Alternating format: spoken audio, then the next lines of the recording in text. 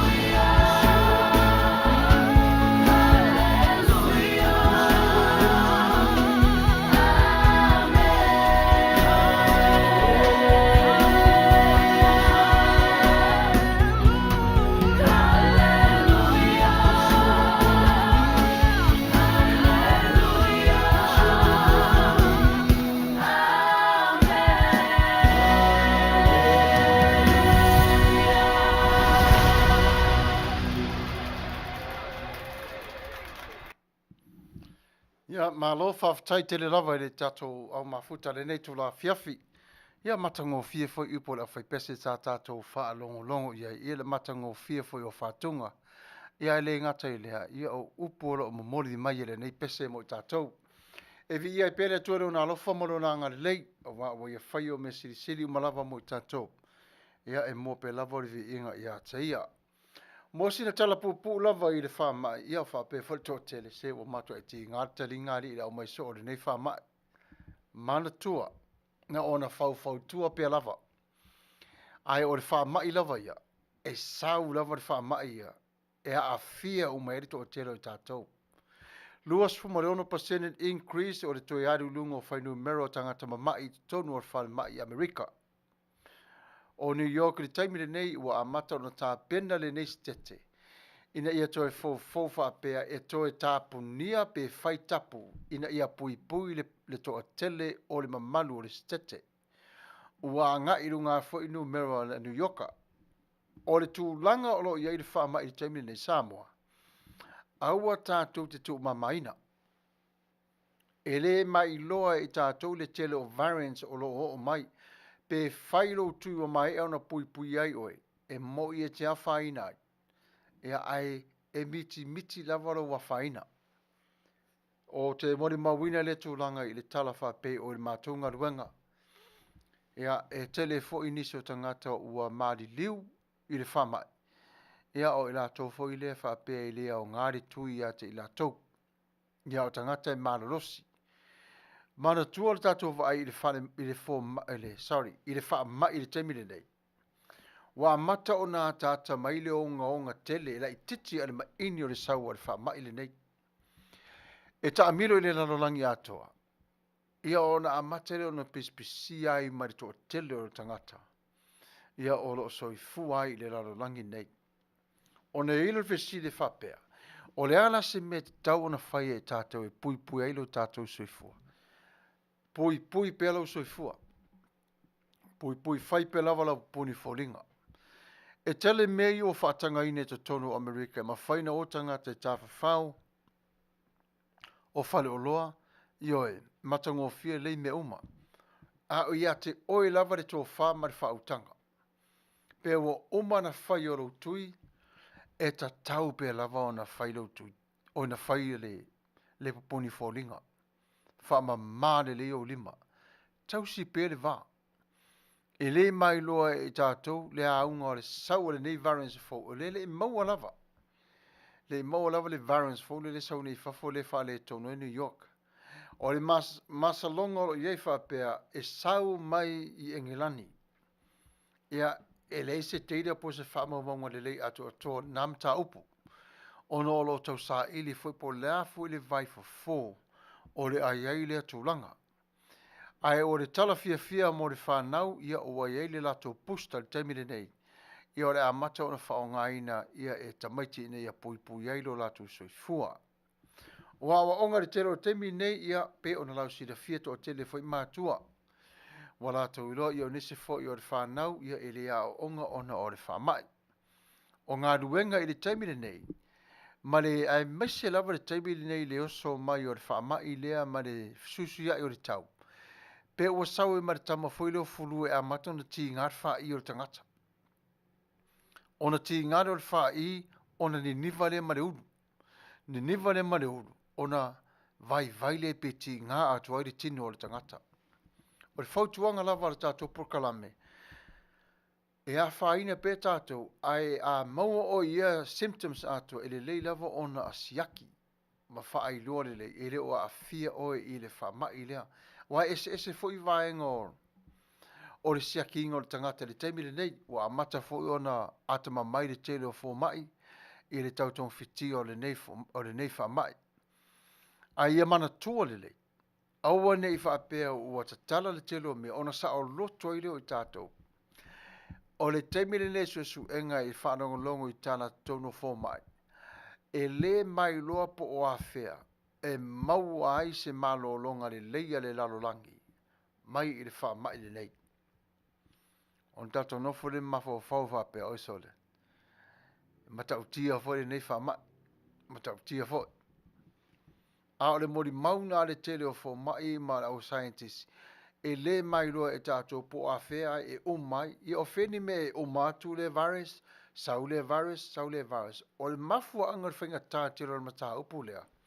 Ma le vave tele o so solo le virus, ono o le virus. E le pei o le fulu, ia e le pei o le chicken pox, ma isi wha mai ia. O le tamale, o le virus. E fiu e tau ma whai e tape, se tu lolava. I le ma whai, e le ma whai ono o le virus. E le wha pela o le tamale o le fulu, ia e rekla wha le tebi uma. E sisen, a o le sau le sau ai. E wha solo ato o le sau le sau ai. So le au nanga lava ia e tātou o le masa. O le tau longo tu lava. I le atunu pele. Mana tua e le lei lava le maui me le lei. Ia, o hau ila unga luenga. Mo o marwhai umma o tui. Ia, e o tele whale au whainga luenga whema. Sama, ese na mea so whai o tui i le ai. E sili le pui puia nei lo le tonga fitia. E sili le pui puia. Ona o ta vaifo ita ia i le whale oti. Ia. Ta o ile mo le mau fo ile au scientists. All ages affected by. Ia o ia o tamaitu ta oto ia la utala vou tangata matua ma tangata o matatu atu.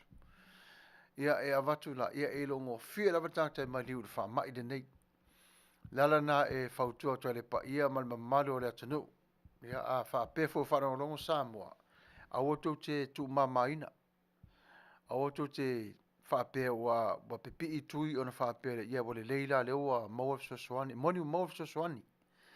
Ai wa aila o tole toi saule sawai nei. Ia. O New York fwenen a matai Amerika i le tolu tau sanga taluai. A le o toi la vea mai fo. O New York fwenen toi a mata mai ai. O ina o tau lau mai le telo whimalanga ina mai engilangi lon tona. Ia o atanu umalawa i fafo. E tau nu umai a New York. Ia sea e mo i lava i LA. Ia o LA ta ala lai le leila pipi i sami. E fresh mo i lava e le nai tu o New York. Ia. Ele pi tele sami e pe ia e vai fo le pena o le leika e lo e la tou vai ia ele se ngalu fo le fati fo mai sa o e te bi uma ai fo tu to perda to po kalame famo le mole a fa pe fo ile fa yo so tu a fa pe o le te sao mai le tiro isi fa mai ia na ona fa pe te ava to po kalame na ona o ta ila vo o le vai ai o lau filifilinga e te inu le vai pe e te le inu vai ai e ta ua yo le mafutanga o ainga. Awa ni a vero ta ua fata mala e ave ese mai e wha mai lea e tātou mai te tono o tātou o ainga. Mana tuafo, tō telo e na mali leo. E leo se whawhitauli nei a te lātou. O nei tupu wha mai nei, ele i maua se tonga fiti po se vai la au se tau fo oi wha mai nei. Wha mai nei na ona oso mai lava ave lava tangata ele tauna mali leo. Mama i e tangata ele tauna mama ti ngā ina e tangata ele taun ti ngā ina. Aisea, ona mafu anga a tōre nei me. Ona ele i nofo sauni se tasi whapea. Ia o le whamai le ia mama.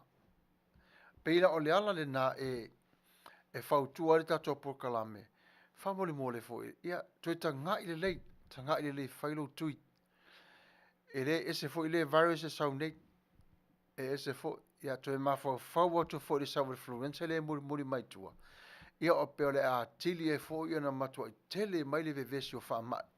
Ia e a fia i le ola mare soi fua o le tangata. Ai taua pere toi vava ai i ai Samoa. Ia wo mapaanga. E le whamai le nei. Aua le tu mamaina. Aua ni wha pe tātou ia wa matalo o na tau le ai. Whalonga whai a New York. Leu a mata mori mau Adams ana le lai lana fono wha pe tara Adams. Au leo le teimile nei e tātou te whiwhiwhi i le whamai. Ai se i whaise ngā luenga ina ia pui tangata.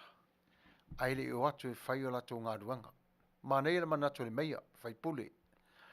E au ngā tau li lawarana whautuanga. Wa le teimi mua le nei o toi a whianu yok tanu mai. Tanu mai le tanga. Ia, pe fula o vaenga le nā lei o na tatu tala noa i le nei tū la na o na wha manatu atu lava. Ia ai pule lava le tama lo matua i le me aro ilan pau. Ia wa o te le whapea tu o ta ia ti o ne wha le tonu e whapea. Ia o le ingoa le wheme o te whairi tui le ai. na ona tu watu pe lava i lo mua fale.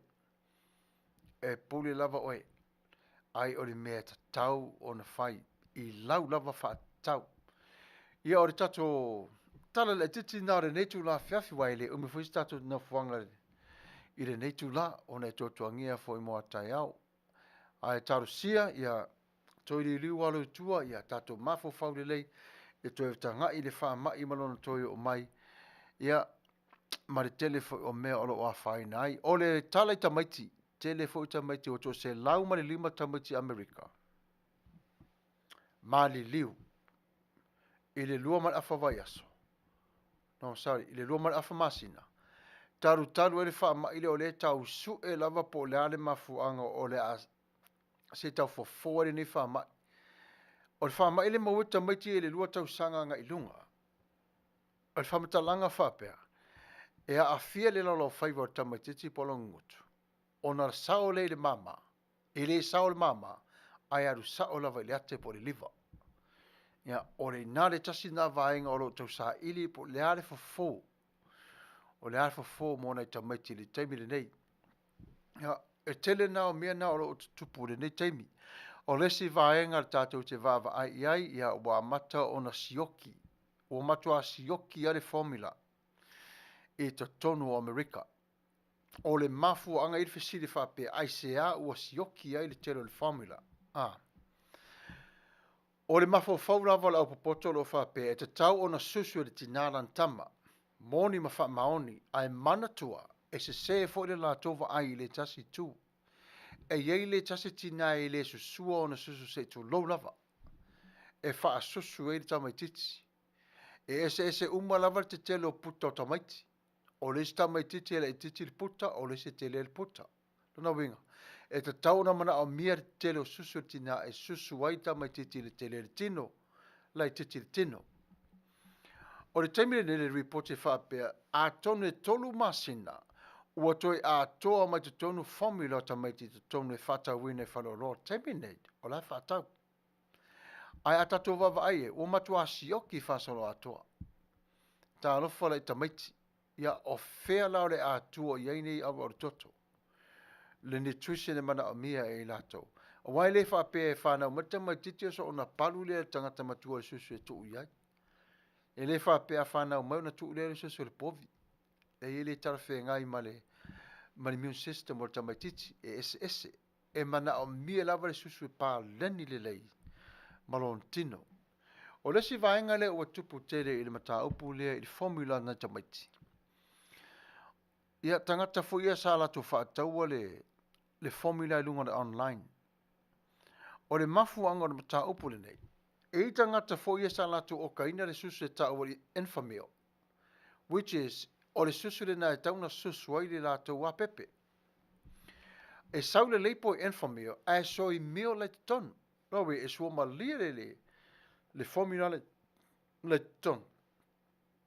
O na mai le susu e tamai titi e le alert i le enfamil le na tu i e fo mai. Ai wa alert i le tamai titi i le soy mil. O le tele la na o le whawhitau li le o tupu nei, le so tau whaile recall le masi, le vai aso mane afa. Tangata umai e sa la tu whaatau o product e lunga online. To e whaafo i tu tonu o le pediatric. Se to e siaki le lei, ia make sure le lei. O la sa o le susu le formula o lo susu o tamai titi, e sa to whaalongo le report. Telo tamaiti matua i leanga. Leanga tele ni tangata lato te whaia le mene wawa ai le tupe. Ia ona lato kava leo le susu. I leipo se ai ave tangata. Ia lefo isa tato wa ai le vaso talwai. Ia le to telefo tamaiti sa il fale mai. Ia e ma a fia le mai o le manava se tu lou lava. Ia o le stama titi na le fasu wakti lava. Wa taru tanu ai. Ia o mea wha ale to nunga e whai e lato. E le aise lofa ai sili le lofa le tupe. Ta lofa lava Pastor D, ta lo fai. Ia vi ia le lofa maleanga le leo le tua. Whaftai tele lava le whata simai tato proclame. Ia wa tua iatu le taimi ia reise a whaina. Yes, I heard that this morning, sure there's no formula for the baby. So sad, let's pray. Yes, let's pray right now. Father, in the name of Jesus, I am asking you now, Lord Heavenly Father, we need emergency speedy recovery. Formulas for all the young ones, our Lord Father. As for this time, our Lord Father, see all the hospitals, our Lord Father, they're trying to search, trying to find formulas to take care of these young ones. Father, we trust your hand. We trust that you're moving forward with this in Jesus' mighty name. Amen. Ia ore tulanga na lelo iai ia tatu. E pe ia roe te fori sa tupul mata upule le klakso. Ia safa pe na fo na sioki. Ia lesi vaenga la leo va ia Amerika o sioki le vai. Fai tete la tatu le vai. Wa trau fu se tatu wa mioli. A ore so ona fa nga ina le vai. Fa nga fa te tau le vai.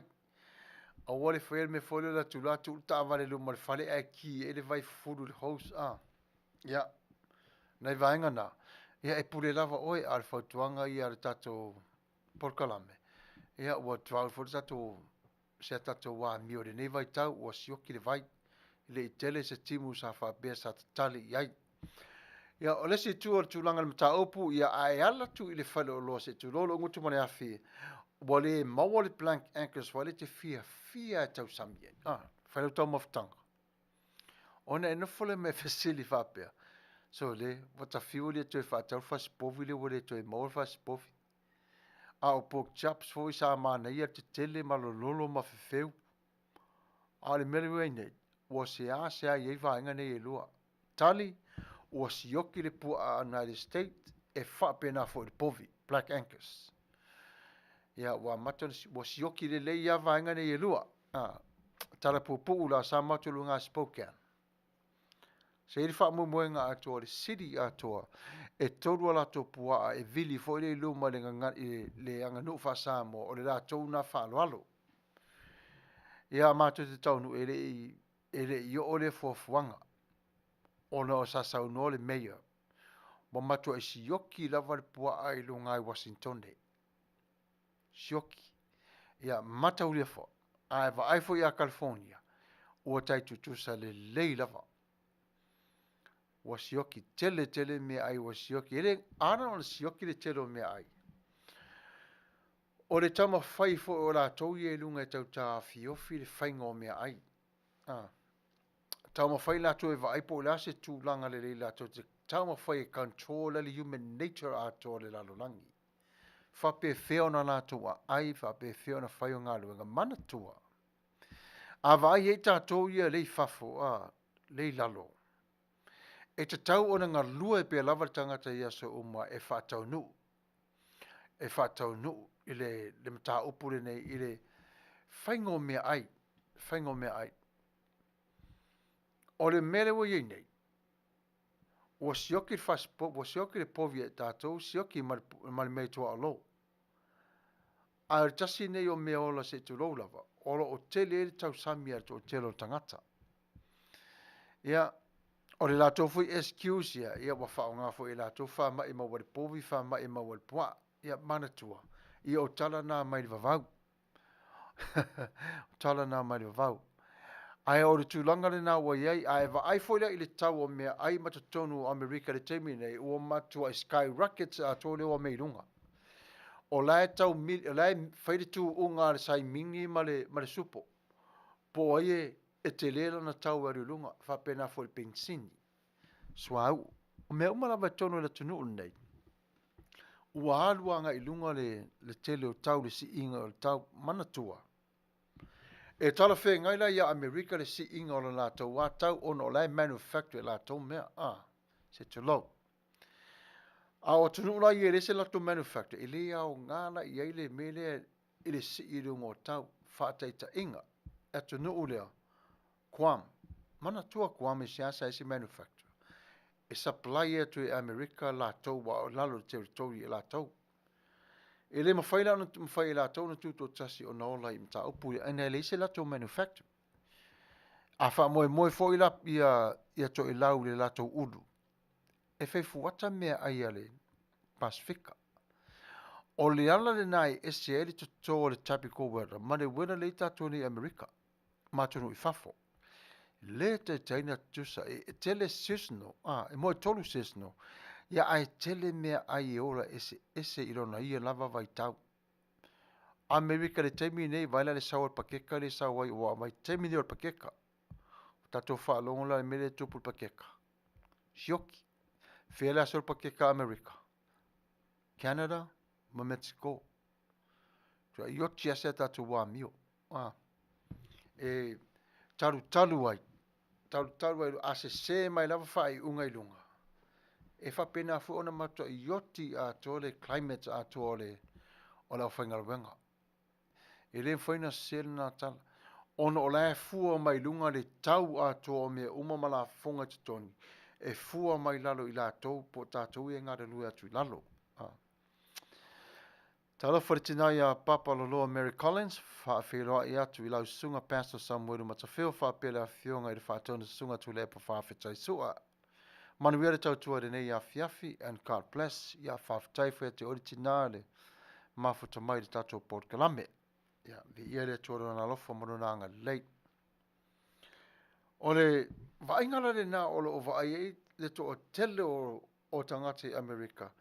I le si inga o tau o loa o lo iai nei e matau tia. I le na Amerika.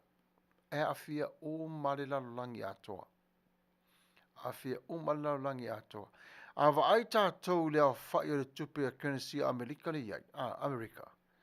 E la warua tā la fasu waru pe unu tā la le matasi. Taimire nei. Vaina le alua tupe le lunga Amerika. E a oisi atunu la foto a tā lao ni masfuru wiva. Tā lao no sfuru. Ala wai lunga mai le tupe Amerika i lunga whape pepe mai lunga. Tamu tāi o le tupe Amerika.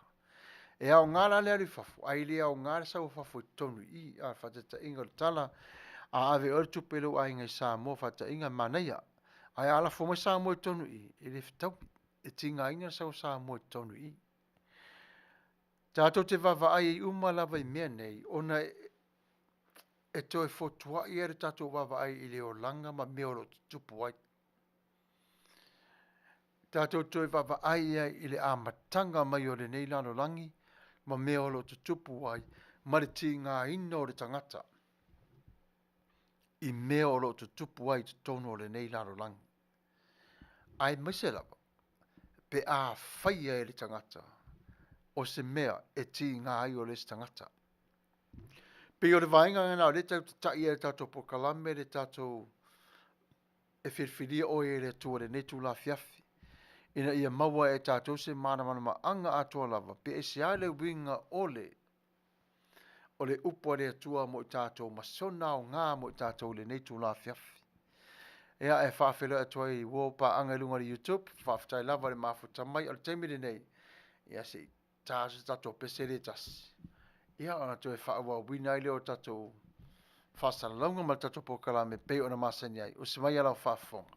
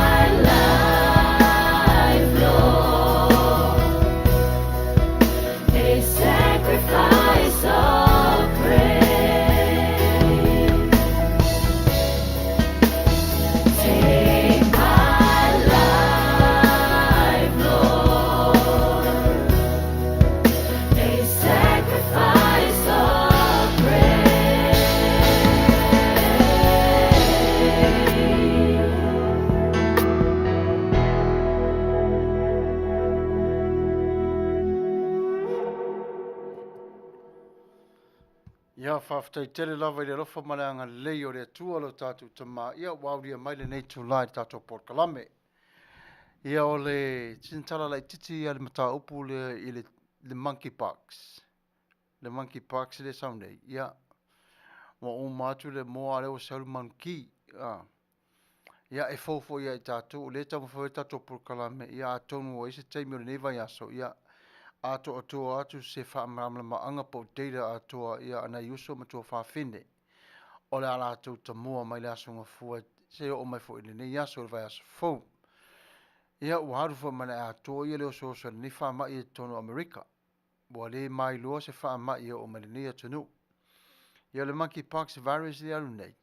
Ia wano fo uta fo ili atunu ia se whaise fuafuanga. Po lare mafuanga au fele tu ainga sa wai. Au le ale atoanga atoa ma le mafuanga o le tupu mai o le nei whamai. Ia ona sa ili fole o le vai fo. E fo wai. Mana tua nei. O whamai lava nei. E pau lava le vai fo wai. Ia na olea. Na le vaccine lava. O whamai ne whapene. Ai au noa ma le vaccine. Ia ele mawhai o na fo whawhitau li o whamai nei. Ia. Pēra na tuini lat whapea. Na ona whai loa tu lava. No fouta ere tatou au mai mo ma la whanau longo le nei tu la ia mana tua. Ia e whaila wasinga whainga tā ma leo ngaunga le tele mau ni wha mai o tupu mai le nei vai tau. Ai tātou wha moe pe lava i le tua.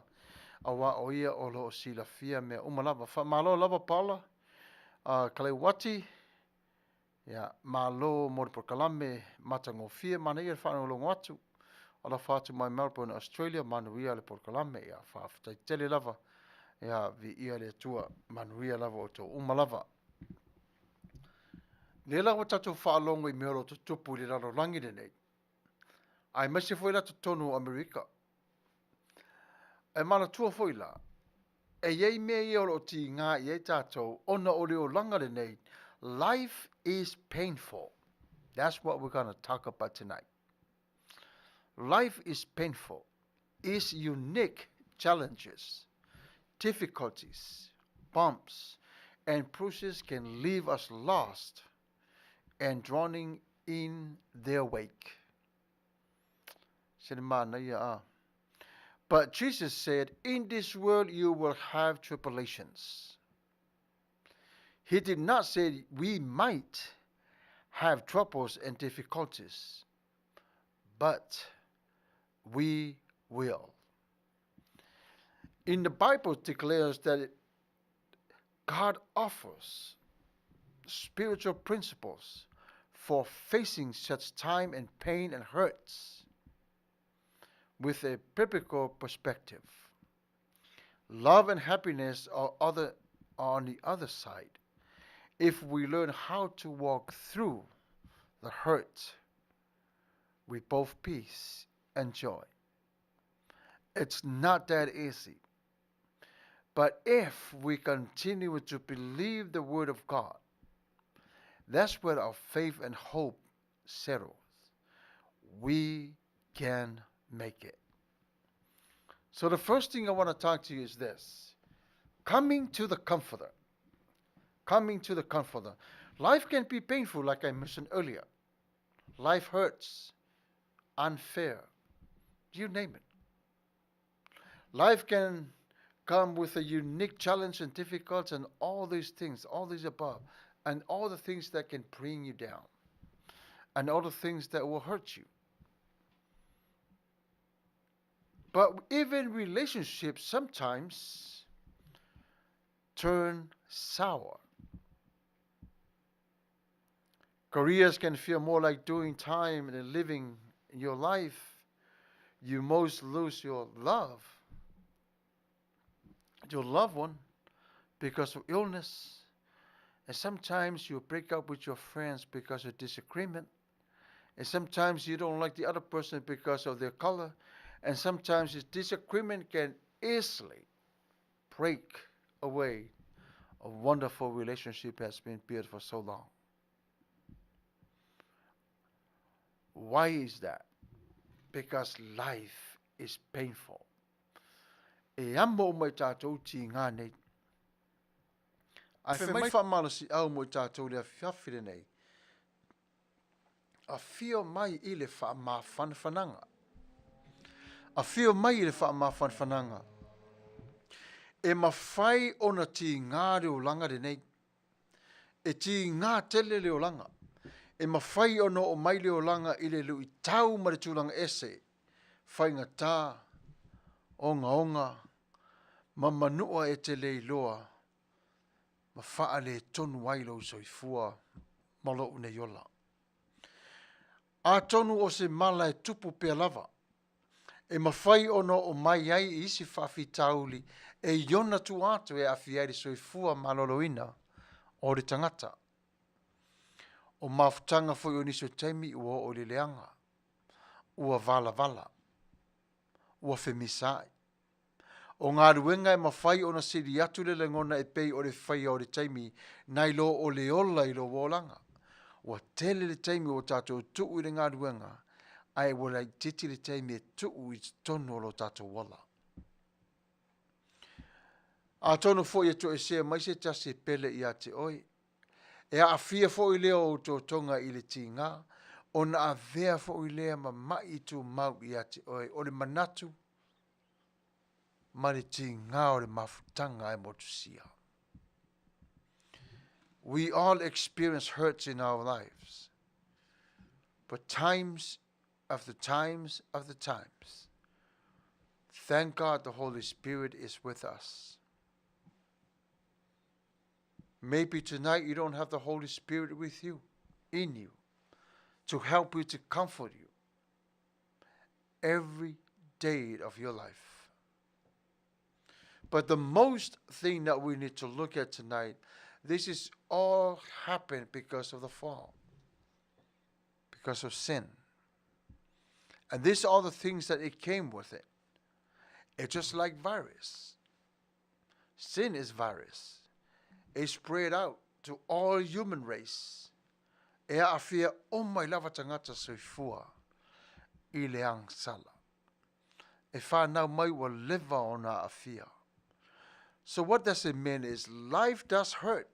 As Jesus knew it would. That's what he says. We will. We will have tribulations. E moni lava. E ti ngā leolanga. Masasila fia Yesu. O leana ia whitalai ai. E maua foi o tau le puapua ngā i le lalulangi. Na te rei whai mai a tonu. E a fia o tau i puapua ngā o le lalulangi. O ia whai loa mai malona loto a toa. E a fia. E tātou i puapua ngā ma whainga tau le lalulangi. Ona. Na a fia e fo i Yesu. Ai le i to i lalo ai. Na whetalai Yesu ia te oe mau ina ia tā ua tūtū marolosi. I le whaatua tua. Pei ona Filifilia ai oe le tua. A o mai ti ngā. Matau i vinga. Ia mana tua o lo iai o lo whaatasi le tua ma oe. Ia mana tua le alofa mareanga le leo le tua i lo soifua ma lo ne yola. Sin has made its marks in society in such dominant way that is repercussions and hurtful are felt everywhere. Some are experienced because they have been caused by us. Others because someone else has committed sin against us. Other pain we experience may simply be due to atmospheric sin that leaves an impact on all those within it. No matter the exact cause, all of sin's effects in this world bring pain. O lea lava le popo ngā malo tā ua malos, e tau te atuai. E pisia pe lava mare malosi o le angsala. Ai whawhitaia i le li iwa ia whaia le awala o mawhai o na tātou o ese mai ai i nei popo ngā mwhangta. O lona winga ua whaailoa i le angsala o lona whailonga i le sosaiete i to tonu o whaala potopotonga e o ona lana fasi. Mo whaailoa mai fo o le aia le angsala i le tino o le tangata e a whaina ai i le tangata. Malona ola tāpua. E whaailoa mai fo i le angsala lona malosi le tangata, pe a whaailoa le tangata le angsala o loo ia whaia. E whaailoa mai fo i le angsala le tangata, ma whaailoa le tangata le angsala mai i lana a mio. Ai olo o sila le atua mai le langi. E le leila na tamaititi sa whanawina. Ai o le a fia i le angsala, ua avea le maala ua wha le tonu wai le tamaititi, ma le tene titi, na le lei i lima o le tua. O le mea la tātou te whawhitaia i le tua, na mua le lei i tātou, ai muli mai le anga. O lona winga. O le leanga le mea whaapopo nei lava i le lalolangi le nei, ina ua uma o na mae ana whetalai le atua ua le lei. Ona tātou wa aile i eiru soe ma tō whaafine i aso nei. Pe ua li lifa le alu le tātou loto tāpuai, ma le anganga whaaftai i le atua i ala i lua. La le wingo le whamtalang. Pe ua tau le acknowledge tangata le tā ua o le whaoratanga le atua i le ola ma le angsala. Salvation is free. Ai vaela i le whaoratanga o le mānei o le telo whaelonga o le tuina mai tono le whaoratanga. O le saolotonga, o le mama, o le whapaia, o le whamanuia, o le laveai, o le anga le lei, anga alofa. O le mea alofa le atua. ese le manaia. Nofo le matato va aile le ia ile upu le nei. O le ala le nana tu ina sa o mai ai le tua whapea, ta tala uma ese atu lava, e whai ma wha mea alofa. E whai ma wha mea alofa. I lau whanau. Nala foi na o lo o whetalai tuspa ia whapea, mai whetalenga tuspa ia, o lo o whaatali pe lava le tua ina ia malama lama le lalolangi i le whaolotanga. Ona, dei o le Filifilinga. Ale tua lona winga vai tato ia lona winga la afa pela ele i tele le to tero tangata la to tele i lore tua peira o le vaenga le tau fai ia pe teru tala no ia le tasi mo le maua la professor sawa ongo le Nazarene Bible College o le manei o lana mo le mau fe mai o le TV sa tu ina mai le tua le mafo fau i lan tangata na te whaia, e fe soa ni ai, e tā la i elo no fina ngalo i le rarolangi atua, ai pui ai le toa tele o la o missionare, i le fasioti ai le tau nuu le fina ngalo le tua. O le manei o le TV mua, manei o le ata, le aisa whaina, lima tau sanga taruai, tano o mo fai TV ai sau sa tani faleanga fa pipi mai ai mele le au le TV na man nei au le fai ma le sa fa o nga e ai fa afia fianga tele o me fa e ka le sia sa ai sa averi fe au le tua ia na ona mau fa e sa tani o la usifi fa le hanga fo TV sa fa pena fo le tio le ala fo na fai e le tua le tio e fa nga ina ia o atuai le tala le le tua inu o sa wa e tangata ma pui e foi le to telo tangata le tari tonu le tua i sa wanga tangata lava i o nei atunu lala na te no fomo mafo fa le telo teng ele si fongo tai fo o lana ia le vala au o le tala le le lalo langi atoa ile lalo langi atoa. Ai whaonga pe umalava ile atua leo masi ufafonga. O tangata e ngaru lua ia, ina ia ave le fe au o le tala le lei mo ia. Tato vai yaso nei. Wa se asa atua e tutusa le... Wa se asa lava atua e tutusa le vaai le tato whanongo longo i musika yaso nei. Wa whaongo i pese fōle o sauni i fafu. Wa eva ai ia i ofuolo o whaia la tō i pepese. Wa wha malia ina le va ai a le lalolangi, o tue wha tepa le lalolangi i le va ai a le lalolangi. Ai ngalo iei le na whaia le tāleni. Mo ia. Ala no talano le mata opulea, o le talano, o le vaenga atua le o le missionary. E vava ai le leilava i le custom a le atu nu o le au e tāla i ai. Po le ale la tova ai i le la tau lava lalo langi. Ai le o fafo. A ofo i la missionary tāla. E le va ai missionary fafo. Ai va ai i to tonu o le atu nu o lo o ngāduru e ai. Ia e whaingo fia fo i le va ai. Whaingo fi ai e whainga tāfo i le vāenga re nei. Ona o le tele, o atunu, e atate la tau le tele o mea mai whafo.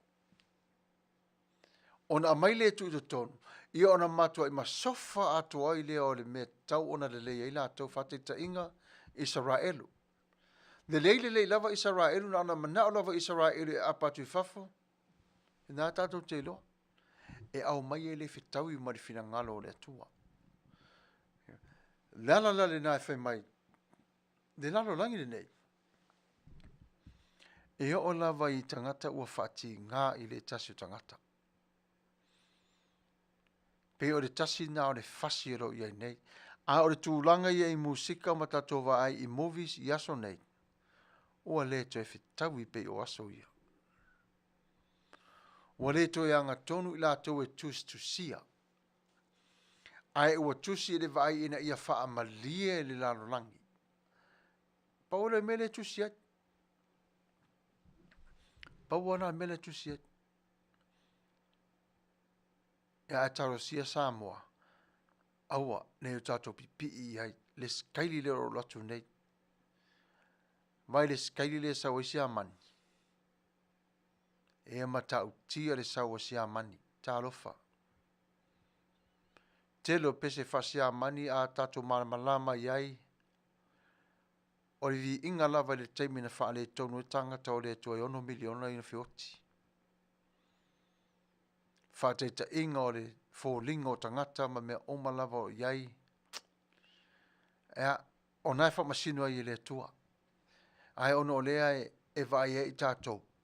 I mea o lo tupu le laro langi le nei.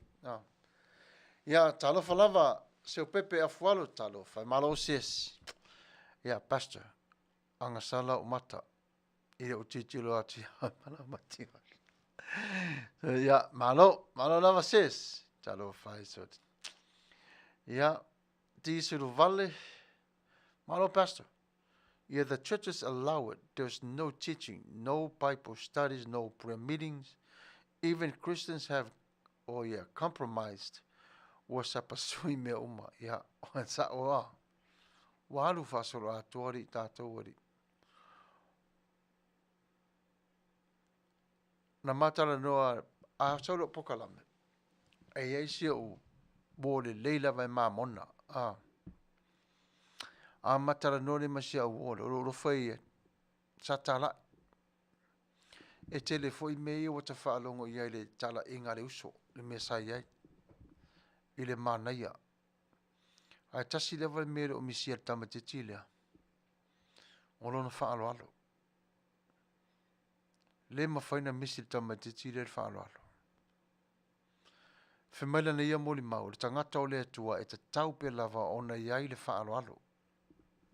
Le winga la le whamtalanga tamatiti lea. Whemai, o le tala le na Yesu na whai le au so, a tau watu e le talia o tau le whaalo alo. To e tali le le lava le whaalo alo le whaalo alo. Aua le talia I ne masei. O le Manuia I o le mori mau o le. A le uso lea. A mafututu ngat fo ila I te tonu al tuspa ia. E le lei fo ila vala na tala noa. E le wha masino sino masu e vale. E tala no mai lava ia le mea o lo o ngā lue ai. Ma vivi ai o ia I le atua. It makes sense. Ia. E wha pena fo ia tea. Ai tasi lava le maua mori mau. I le mea o lo iei maua. Foto a sao lava lo maua manatu. Pe a mato e wheloa I le langi e whaapapau. Wali mana ia I o mori mau le uso. Iyo, e au ngā tele moni lava. Ai ta e mawhai lava e tātou o na whatau waina fo I to o tele o nei o tātou woi whafu. Iyo, e ese atu le vainga re I tātou. These vale we can't distinct who are Christians from the non-Christians these days. That's right. Sauli lava. Malo lava. Yeah, malo seu. Haru kiru kiti tai au. Yeah, mai ki kai au. Yeah, malo lava. Talo fai. O te pole. O le atua ia alofa lava ia tātou uma lava. Ia peina o le vaenga le nai tau mawhaere tātou pokala me whaai loa tuai. E esa le mana I o le mea lau wharekirisi masia e tau whiero lima. E oso le fia. O le se fia. Tau sanga, iwa masina, fitu masina. Pe tolu aso, pe tolu fo itu la. A o nā me umalava, condition. O le whaai loa tuai. O le alofo o tina Martama. E esa le mana I o le whamtalanga. E whaai loa tuai le lofo tina Martama. Ai vaaila I tu atu le lofo tina Martama is the appreciation of their love connected to God. It's a celebration of Jesus' birth. by giving the gift to a child. Yeah, e se umalawa tato vava ai. Ai a tato va ai le leila va ai. Parents are act accordingly to their love that connects to God. And think about what Christmas is all about. It's all about giving, thinking about God, giving his child to all of us. O to te le yo le lalang. Ai tofu lawa tangata mare Yesu no fo. E tu sa po la lotu mare kare si te lotu wat. E le isau Yesu se kare sia po se raise tas. Na sau mo tangata o malava. Ina iola. O la le na tatou te fia umalava i le mana i o le iPhone. Ia ele umi fo i lava li a tol sanga whapea, ia taunto e sui. A o le wha o la tanga le atua, o le lifespan of life of a human being. O le o langa atua le tangata. O le o langa atua le tangata. Lala na a tatou mata le ia i ngaioinga o tatou matua. Whaalongo longo fo i upolo ngā lulua ila au whai ngā luanga le atua. Teu fatu mafo fau. Sa ili le loloto fo i su enga. E se le mana ia. Ai o le alofa lava ia. E pipi i lava le alofa o tina ia i le atua wā ea. E whea la tā i lava le lua lea. Ona fo i o le atua o si la fia le atua o le tina. O le ui mai le o le ola i le laro langi le nei. A tele mea alofa ua maua le kirisimasi ua fia le tamaititi. Ai whape whera pe a pere maa o le toi, po le meta alo. E vave o na mou le fia. Ai o mai le whaali.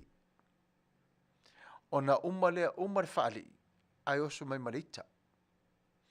O na toi ola lea o le toi po le meta alo le tamaititi. O maua le maa fo. Ona toi fia lo tamaititi.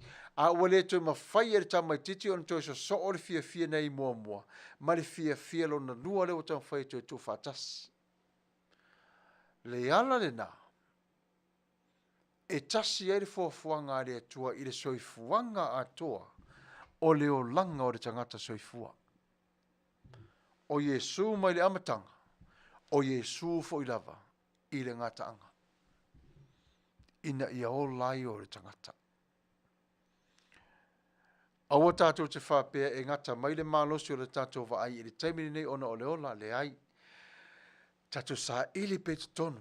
O le tele i o mea o ngā o le te tonu i ate i tātou. Tele mea o ngā. Ai se awa teu wai e le atua te tonu. Ai se awa maa nawa i le atua te tonu o le tangata ola. Si la fia le le i le atua. Alwa sau as toia. Toi wha a fio ai le atua te tonu o le tangata o lai mana ia.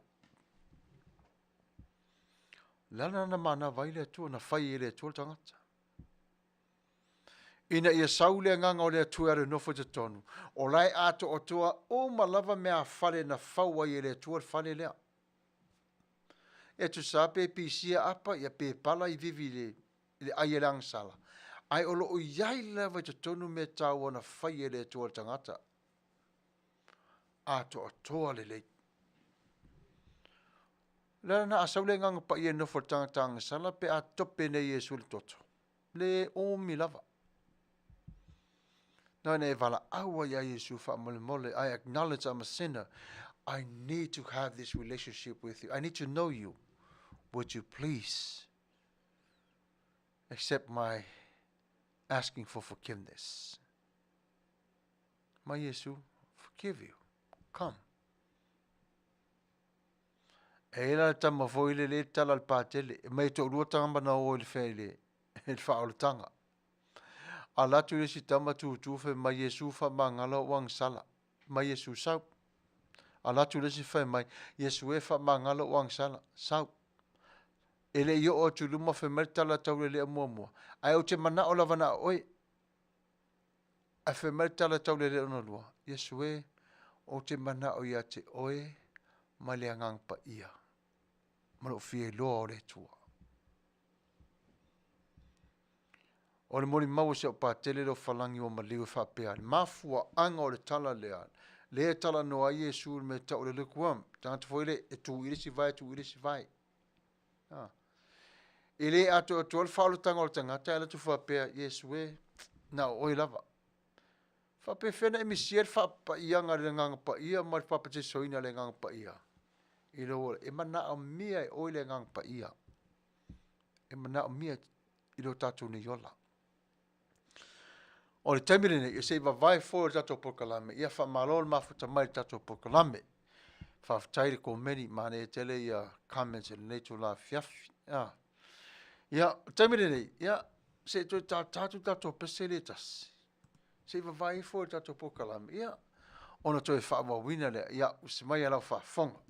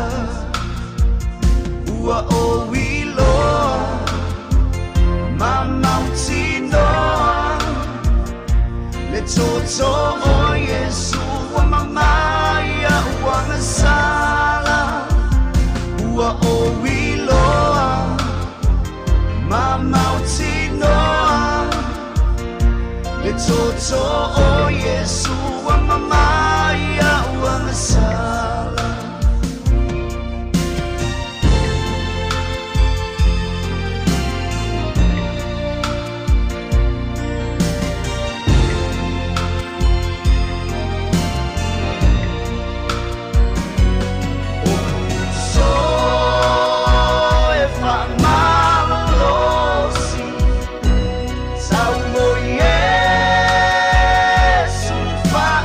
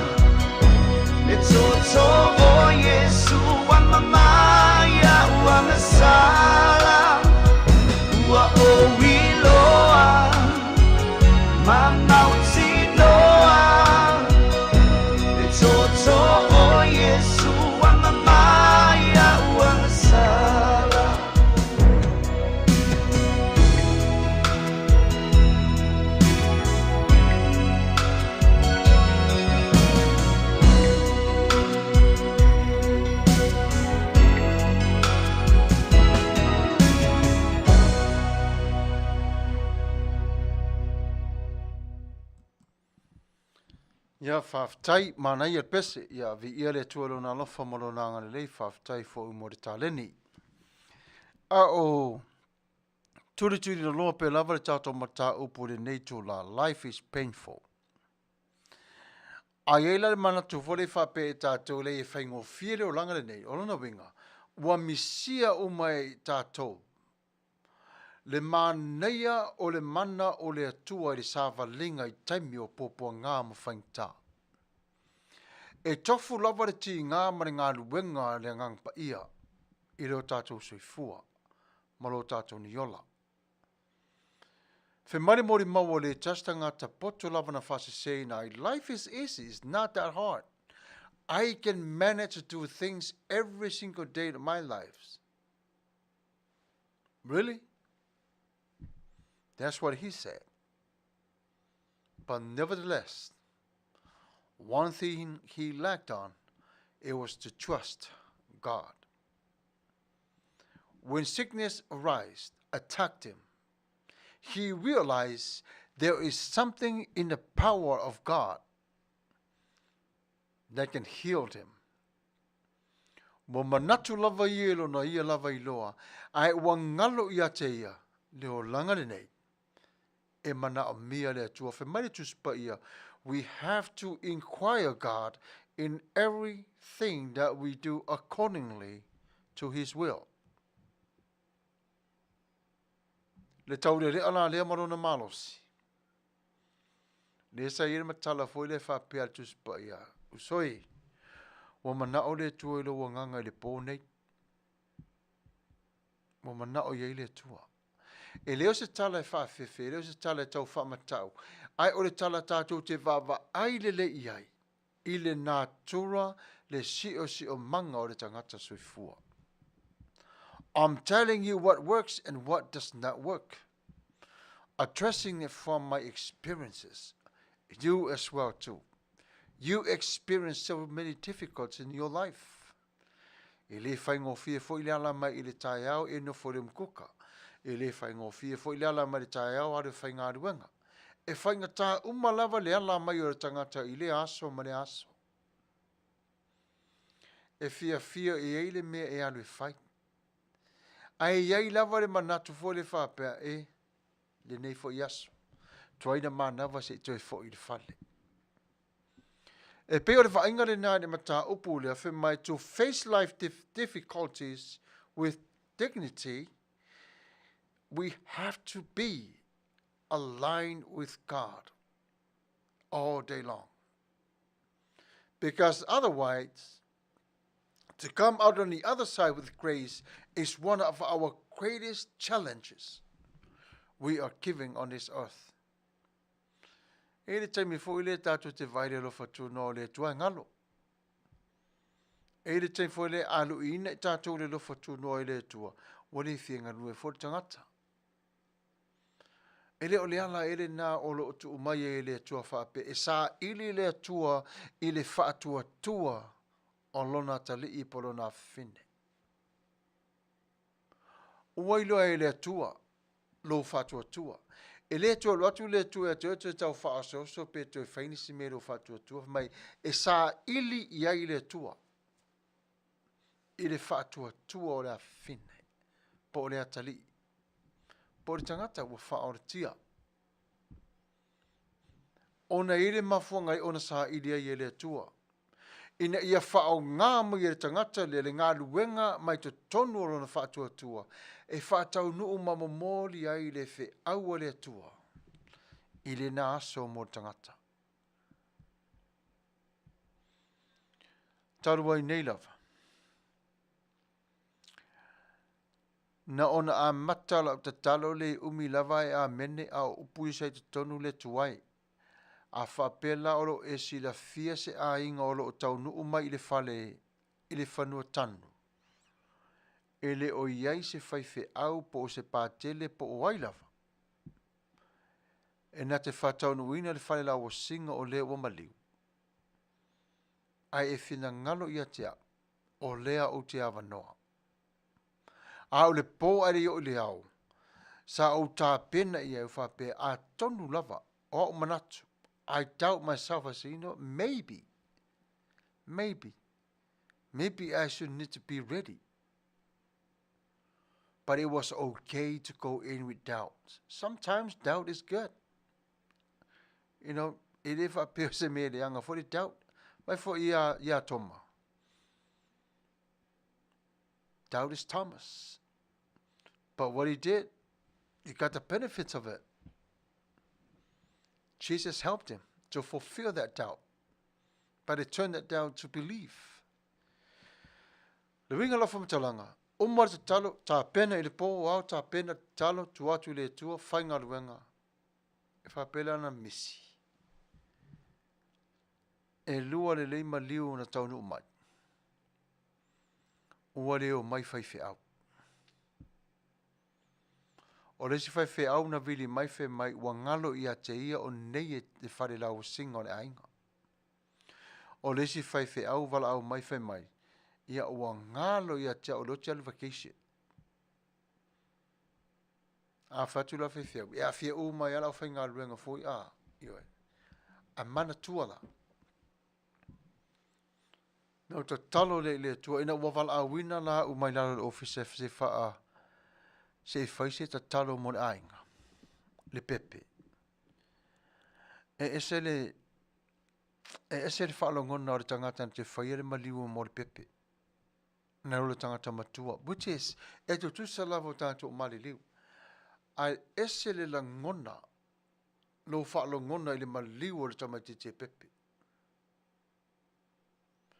Ona e lua vaenga o le ngalu. E lua vaenga o le upu whaala e au e whaife au e tuu iai i vaenga nei.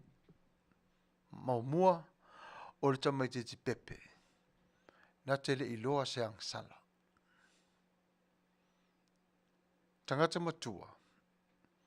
Waia whaia le angsala. O vaenga lana e lua e tā pena le leia ma vava ai to toa le leia ina ia. Pa leni le lei ma tala whenga i le tala le leia le atua i le taimi o loo. Mana o mia e lana whanau. E whapena fwoi nei tamiti e mali liu leukemia. I mai whapenei. E le tutusa umai le tala le leia le atua. Ese umalava i taimi o popo ngam whaingta. Ai tasi lava le mena Amy o le atua. Ai o le si tia ina po le te uina po le whalawa singa o le ua maliu. E le tusa. Whawhitaina i le atua o ia whaonga ina le nasu. Whaile maliu o le toto le nei. Tasi le tau sanga le matua. Ne ngata whoilea. Ua whai e fo. Sorry. Fitu masina le matua. Awa tasi le tau sanga, tau na maliu le tasi o na uso. Mo le masanga tamaiti. Ona so oile ma le maliu o le tangata matua. Le whapela e whatula o tala, le whape mi mita le ai. A whatula o tala fwoi, e au ngā fwoi tātou te vava ai i ai. Tā pena pena. Tā pena pena leilo wa nganga mo le tua i le aso ma le aso. Aua le vai e talo. Aua le fiungo fie. Ai ta talo lava leo moenga wa e moe atua ele amene. E si la fia lava ele atua. At least she or he acknowledged me before bedtime. E manaia. E le leile upo le atua ia te i tātou umalava.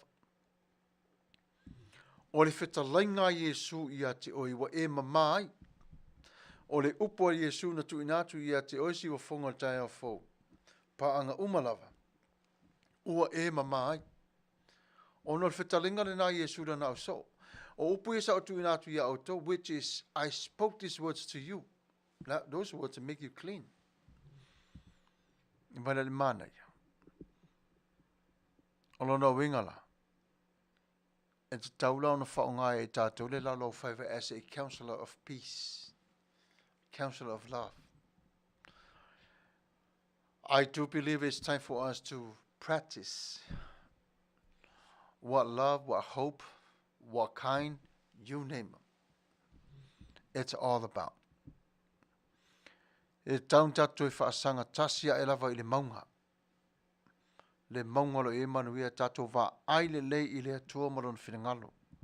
Le ofu tala loa o le atua.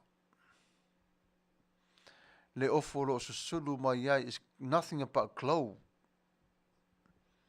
Le malama lama i la e papae o le atua. O maua mai e tatu ina. O wha manuianga uma lava mo i tatu. Se tala pūpū lava. Fe mai i sa iei se tau le a sa mo i miti sa whaila na miti no ia lava manatu. O ia na te fia i loa pe wha pe fea fōlinga o le atua. Taimi uma lava e moere tau le a ua whaila na miti fe me watala no lava ia. E pei lava le atua e fōlinga whapea. E pei lava le atua e fōlinga whapea. E pei lava le atua e fōlinga whapea. E pei ai le atua e lanu whapea. E pei le atua e lanu whapea. Tolu waso o whai i pēre tau le lea nei matapo o le miti lava i a te ia ma pē sa i le atua i le atua. Sa wari mare ilo matua. Ta alofa senga. Tau le lea. Oi oi. Whamari tala lo matua. Se mawhaine e watula tua atu se tu watu le pito na se watale le pasi. Whamari tala tau le lea. Le ai. O te lef so soani atu i a te oi. Ao tu pere tau le lea saule e tasu tangata. Woe ngā lale i fia inu. Ia, watu le vai auli le maoe whamai le ai. Tai lava. Anyway, continue on to go on, 5 people show up to him. Yo tangata lanu. Tuelo tau le lea ta o tu le pofa pe mai. Pe wha pe fea le tua mona winga. Pe wha pe fea le tua mona fōlinga. Po la le lanu. Ai tala nolo ele angeru whai mai. Ale naru atu le tua e te oe wha a lima o naru atu. Ai whai mai oi le te le fsosuani whai mai te le fia inu. Alana e whai mai na e miti i le tua. I leo lava i loa. E hei teimi e tātou e o ai fōlinga ia o le miti. O le tangata i le atua. Malona ia lava i loa. E pei lava o le tala i tau le lea. Fo le sa le vai a Yesu. Fe mai Yesu. Aru lo fale ta te wheroa i nane la fiafi. E whapenala le wingo le tatu por kalame de ne tu aso. E ao ngā te le ia te tātou. Ona whao ngā ina pero tātou. A nganga loto ato atoa mo le tua. A whai o e langona se taimi wha pepe e si ai te le i ngā ruenga e whai e lea e tasia. Le e mana tua leo le tala lea. O la si la fia la vai lea tua lo malosi. E te mawhai o nei a vea ai leo na whina ngalo. I lea aso ma le aso. I lea taimi ma lea taimi. E tofu o mawhoi tātou ma le tele o tāleni. As I know, this life is painful. Evans recorded it this way. The more pain we inherit, the more grace as well we inherit. And nothing that can overcome the personal choices when we seek our God.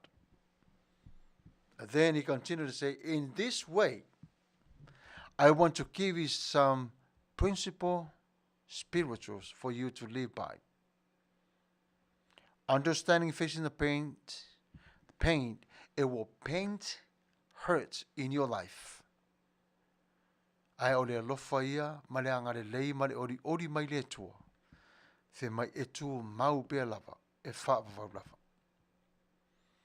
O apopo ngā mwhainga tāwhi mai, e pei ona mawhai ona e wa ai atu, i le tautala mai ole, mana o le atua, i le vaainga i te tonu o le mawhitanga ma le atua.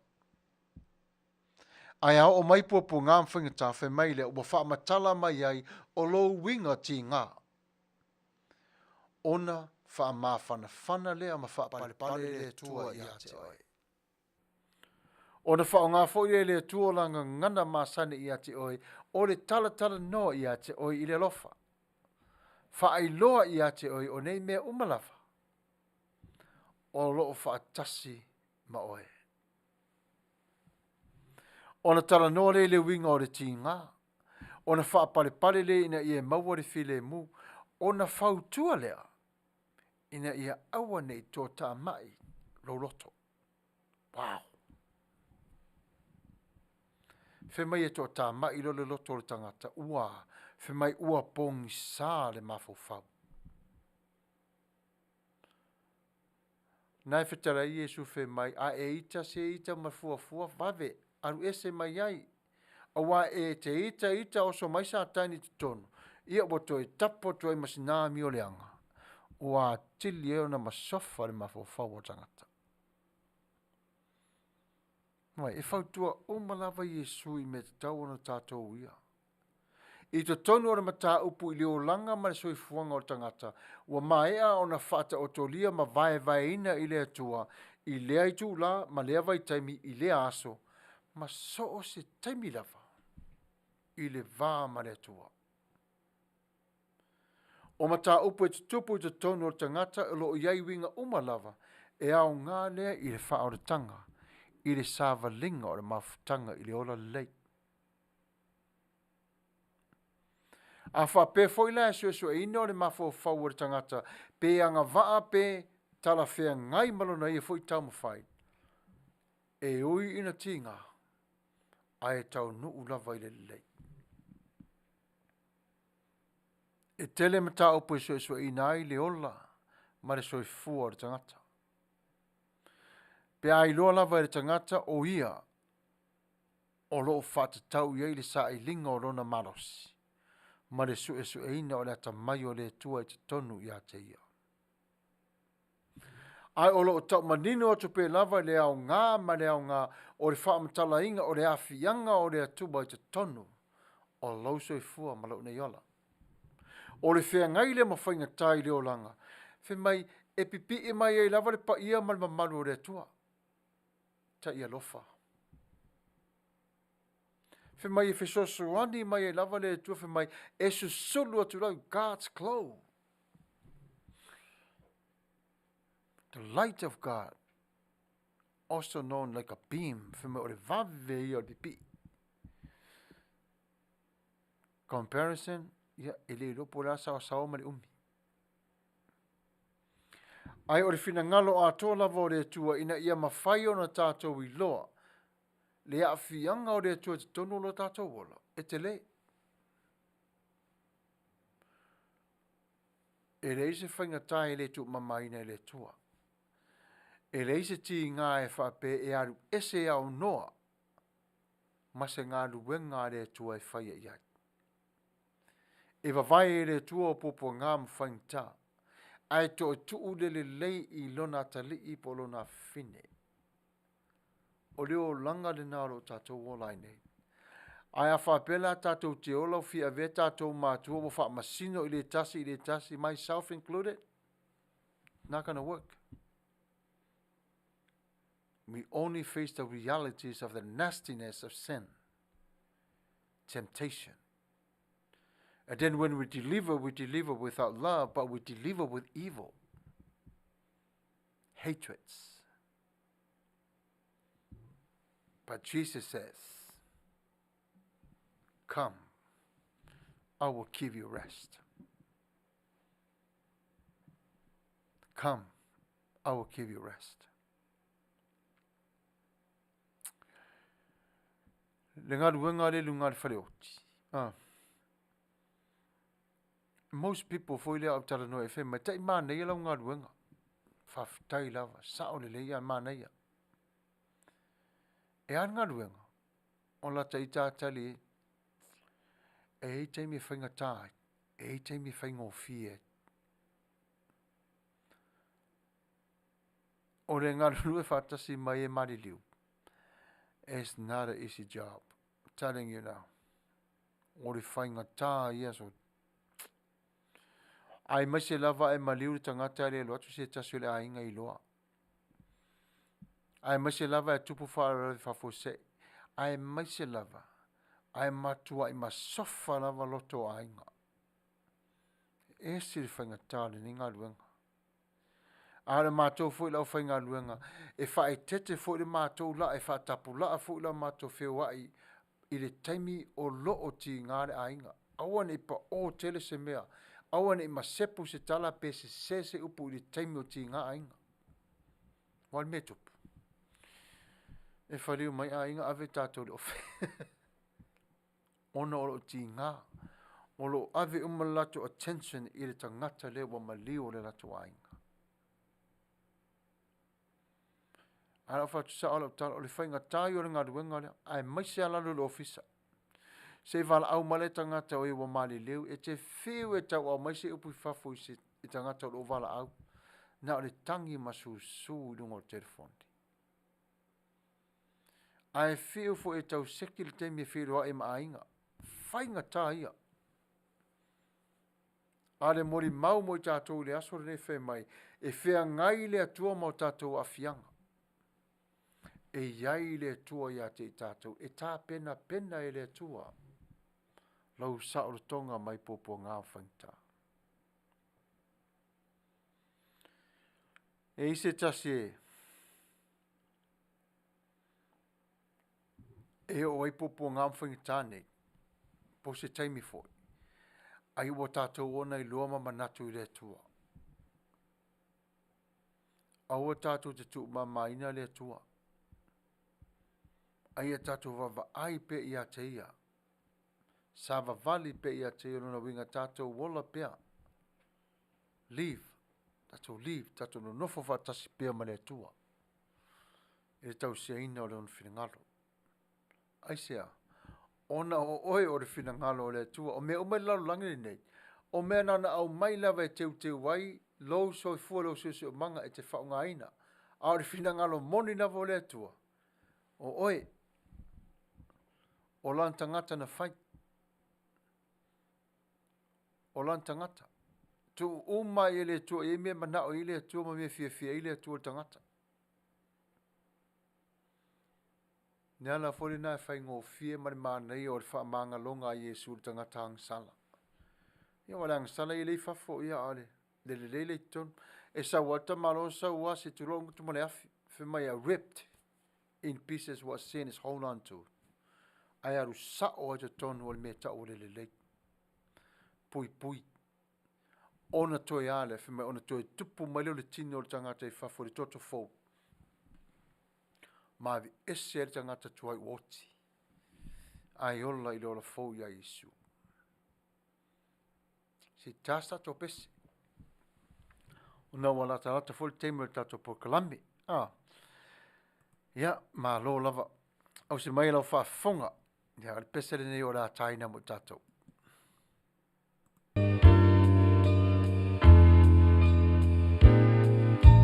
Every day goes by while I've been trying. I've been wounded and fainted and ruined. Please help me, don't forsake me, my God. I pleaded before you, I'm sorry. Please forgive me, for you know everything. Restore my heart, oh God. Create in me clean heart. Renew my spirit, oh God. Set my feet on the rock. Teach me humility. Please set me free. You are the one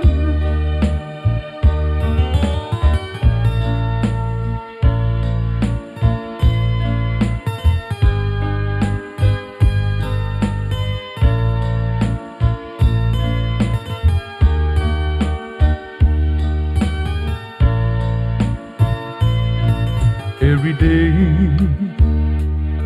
goes by while I've been trying. I've been wounded and fainted and ruined. Please help me, don't forsake me, my God. I'm pleading before you, I'm sorry. Please forgive me, for you know everything.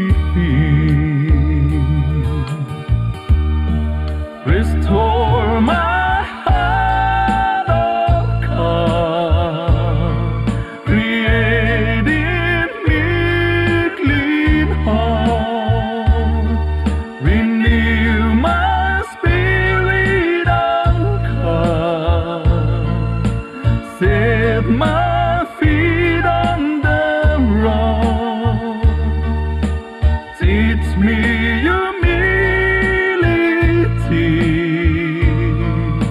please set me free. You are the one.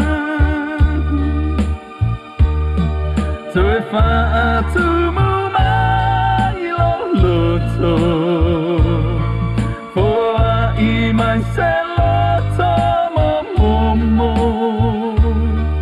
So if I fall my love, ya oh to my will, Papa. Oh myself, lalo. Pasa oloto ise aso ama oyole alo. Awa oyole alo. Awa oyole alo.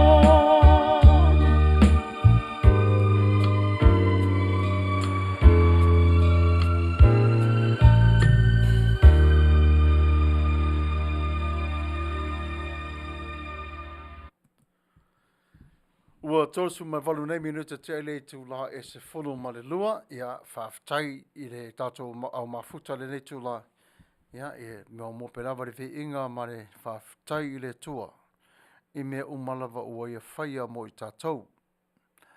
Whemai Jesu o te iloa le whisosoani e whitau i maanga tonu le lei molo soi fuanga. Nā le winga le whisosoani whemai e wha ma a vea lea ma ala whawhaingo fie. O le fisosoani le nā le atua na tuina mai ia te o e whaasa o loto ina ai o le tangata mai le mamafa o pōpō ngā mawhainga tau le nei o langa. E te tono fo i o le waainga i le tangata. E iei le leo le pōpō ngā le leo le mawhatia. E tono atu fo i o nei vaenga o malawalo o a fia i leo langa ma soifuanga o le tangata. E mamafa. Le ala le nao o whetalai Jesu o mai i atia. Le mā lolo ai uto. O le o langa le nei. E moni lava i eiti ngā mwhaingta. Ai ua iai le vai fo po le taui o le ti ngā mwhaingta. E taui e Jesu po ngā mwhaingta. Ai atali malo iai le tangata ona o tātou te whanau mai, ua iai le nei whama.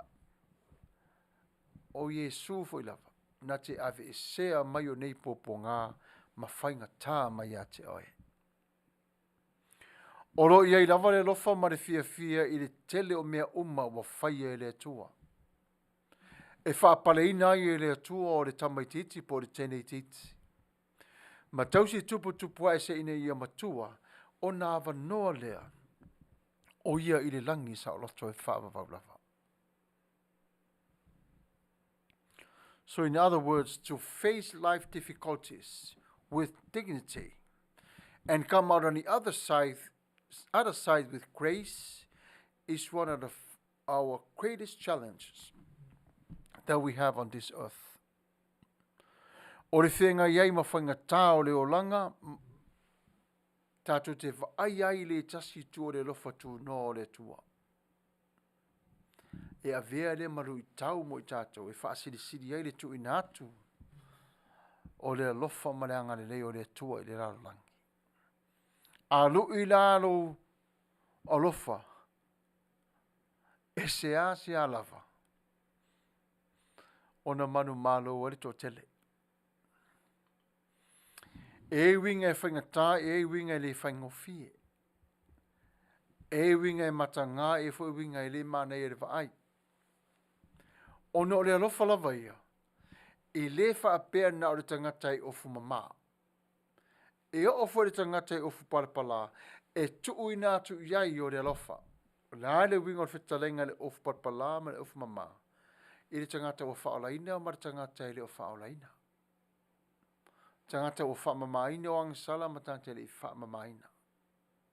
Whemai e tue whaafau umalava i le atua lou lava alofa, i le alofa mai a teia.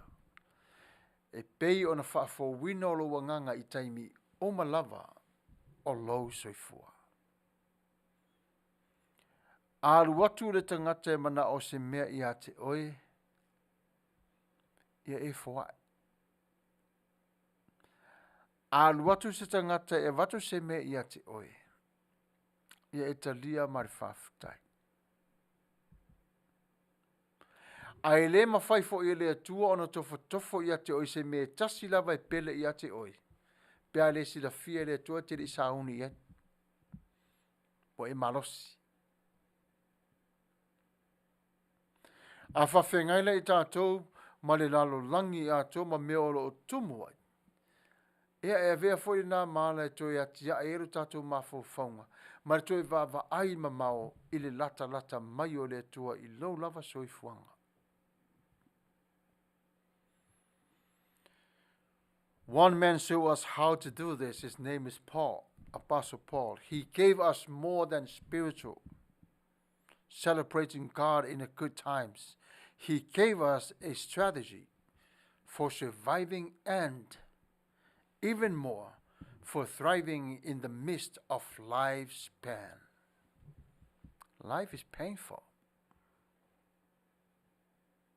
He didn't just give us a hope, but he gave us what is right at the moment. In a way, he trained us and prepared us for what tomorrow comes. But also he delighted for today as well. He showed us the importance of not checking. Fia tere tātou tama whare na oso maritai au, tu rolo ngutu mo le afi. Na oso ma anu whaurunga, le tual ta mawha aftai ro lofa mula wanga le lei. Prepare yourself. Nana ala, nana male fua mai lava le tai au, no fola I titi lava.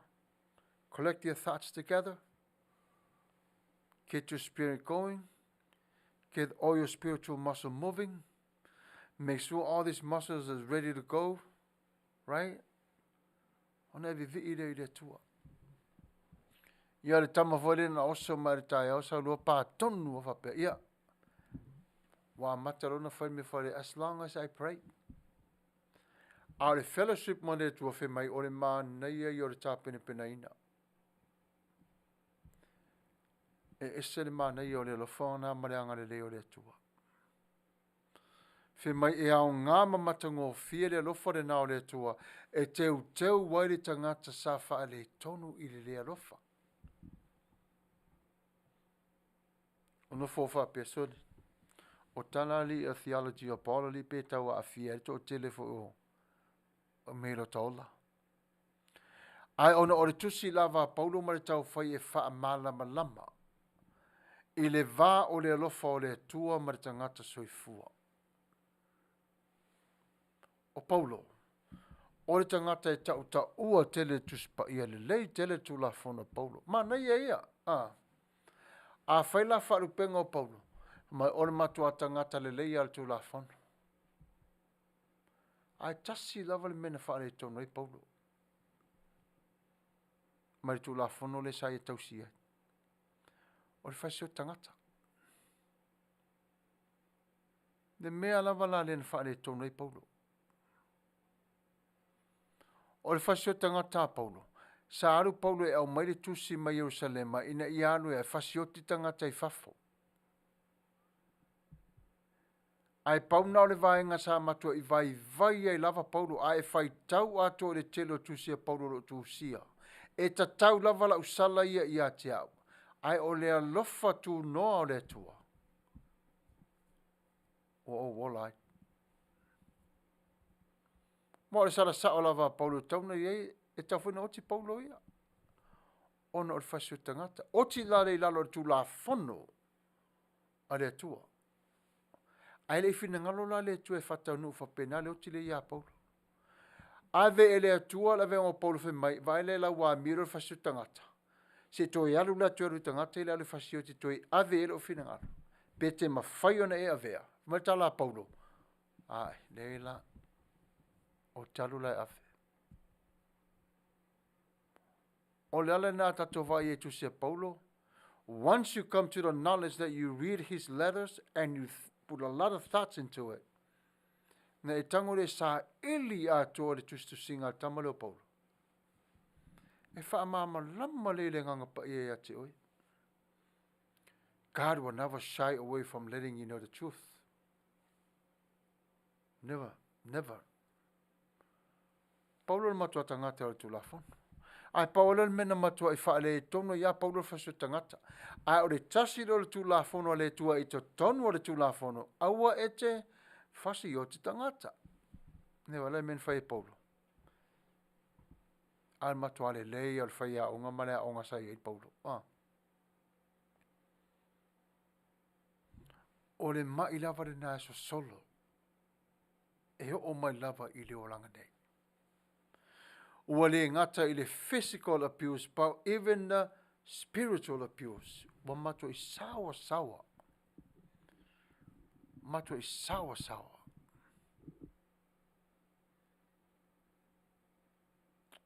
E isa ua le lei lava i se le pele ia tea. Fe mai e se le mana i o lo tutu mai lo mai a ole atu spa ia. Mana e whanongo longo. Ai mana ia la e sui e mau of. Whai o la e le lei. Ai vai reo lo ingo la uole fatu. Ai si aimo e fe mai whai la e le lei. It's the reason behind it. Fe mai e mana ia lo au mai o le upo ale atu. E ma mau la e ona e ma mare upu. Ina ia uru fale uru fafo mai le upu mai ate oi. O la e ma maa. Toi le lei tiu te wina. E moni ma wha maoni le moni mau. Sometimes I get too comfortable to what I wear to Bible study. But not realizing it's time to change. Ta lia fautuanga se o. Nia o whai atu i o wale lei. Ua ta lia lau fautuanga. E ma whaina tātou whanango longo o ma i e pele i a te tātou. O wo ma mai. Pe alato va ai mai fafo pe a tātou ngāru lue atu i luma. E hao ngāle le leo of. E ilu ai o oi o tangata ua whaola tia e le tua. Fe mai e wha masino ai fo i le tasi o tangata i la e ofo i la tō pe o le mesa tupu ia Isaia. Le tupu fo i le lo o sia a. Ofo le tangata le na. A ofu le tupo Israeli ofu na yasona o le matua mamalu lava. That's the comparison, that's the closest to God. Le mata utio la e o le tua le lalolangi nei. O le ala le naro fe mai pou le whapea, o mea uma lava e a wala mai tutonu i le whautuaina. O le au whai ngāru wenga le atua. Mai foi pauru e au ngā foi lea, e a poa i ai o tautane, e le tau wina o ainga. Matu ina atu ai a te ila tō fuafuanga te tau o le ola. Ina ia sili atu ro la tō manatu i le tua, na i o la tō lava langona. I le ngatala ina watu ina atu le tātou i a te ila tō le wha moi moi, a wata lia ma le nganga whaafitai. E tā ua le tāi ao o le wha moi moi i le olanga. Fe mai alu le fia i aso umalava ma le ori e tupu ae. E tu salava pe vai ai le mafau le tangata, a o le nganga ua whaafauina i le atua, fe mai a, e vivi pe a lava i taimi umalava. Ma le nganga pa ia. Communication a lea le tutono tangata i taimi nei, e communicate le nganga o le tangata, ma le nganga pa ia. Ona tala no leo le nganga pa ia i le atua, le la e maua e tāturu whanga advocate, somebody who speaks for your behalf. Ia, pēla wa se lo ia. Sorry, pēla wa pe ale court. A mo lia o e se soli tu la fono. A we i loa e mamawhalau soli tu la fono. O lani me mua la wai e so e me se lo ia le tamale to wha le tonunga. Mamawhal sala. Ona wha matala le oe le wa tupur wha avlawe i le loia. O nanu le loia tala noa o oe le tala noa le wha msino. Somebody speaks for you. Ia, isi taimi e tala noa tala loia. Tala wha msino guilty. Whatrai fo. A o le atua la ma le ngang pa ia. For my mercy is upon, righteousness is upon his judgment. For my tu inatu ele nganga pa ia ai tali e Yesu. Ele o le ala ele na o lo nofo ai pe Yesu i au tafo le tama. To tele yo e mali liu. La to tele i lo tama. Ala fe mai paulo ave e se a tore pa o utino i o mata lava o te mori mau lava. I will see God with my own eyes. I and not another. The wingara tala paulo. Fe mai, I know my Redeemer lives. Second chance in life with God. Second chance. Yeah, second chance for le vai le second chance ling so Yesu e mai. Pa o to sa Yesu to fatu lungo tangata. Ona pa ulo tangata wa tu langi le lo Yesu to so ani Yesu fe mai le tua. Dad, I die for him. Have mercy. Alo fangia o ia. Talo fa olita ma vaenga ia. Talo fa pastor Fagalilo Samuelu Alopopo Tuavao Matafeo malo se fo mau la sunga. Lau auna tofi le tua matango fia po kalame o le nei fiafi. Malo ta pena malo ngalu le tua malo na fina ngalo fa Manuia le tua mo oe marangaduenga. Lo e ngalu ai fa Manuia lava le tua te oe mal ainga. Ia fa ftai tere lava. Ia fa pena fo i ona fa Manuia tu le tua ia te oe mal ainga atoa fa ftai mo fa Manuianga. O vaenga la na tātou te vava ai le lei fo ia. Le nofo Yesu la nofo le tafol tama. Ana nofo Yesu fa pena. Ile fa pena vai na tu nofo vai le kickback maron tama. Mai le tua. Sa nofo mai o tafale i le tu tama tau le wa. Le ala le nana le fa Yesu ma natul tina fo ile fa mai Yesu. Se o fa na le tu langa vale tu tama taf mai Yesu lati le ma faia. Le nga luenga le o te ale fai. Ele ma fai na oti tama i lunga o le sa tauro na mailo la toto e manga lo tangata le ai. E anga sala tama ia. Ma nasi mea, ele fai na nofo e au tafo le tua. Pea ule wha manga lo ia te ila ua. Le ala na e alwa Yesu e nofo mai le tu tau matau. Fau tua tama. E o matamine la fau tua Yesu lon tama. E Ia o le taimi le lai fautua Iesu lona tamā. Pea no whai atu le taimi mua. E wha aile atua i le lelei. Ai ua ia sila fia le leanga na a fia ailo na tali ipono na fine. Le vā tonu la le pelu ma ai foi le ta ua le whamasinonga le atua le ta upe teu. Ma ai umatu o tamana. Ai o le pelu na le se pelu wewa pe e tau waise si le ai. It's the judgment of God. The grace of God. Whamasino ai le. Ili whapes whamasinonga le anga. Langi e tangata maliu au le langi e alu i le atua i le whamangalo ina ang sala. E le tangata wa maliu au le langi u whamangalo ang sala. Nala na tātou te tala noa fo i le ma tātou te talo i le atua. Ola ta talo le atua myself in no ulava. Whapela u talo. Le tuai. Whamole alo whangia i la atua i le uiloa la wa fio. Na maliu e fo i Yesu mo nei tangata. E se te leo lo walofa. Whamole la vea i la tau. Tia i o latu wang sala i le pafi. Ai whao le tia la tau. E tusa malau whaai unga. O le ami o tonu. O lau whamasinonga. Na tu ole whape nao le talo.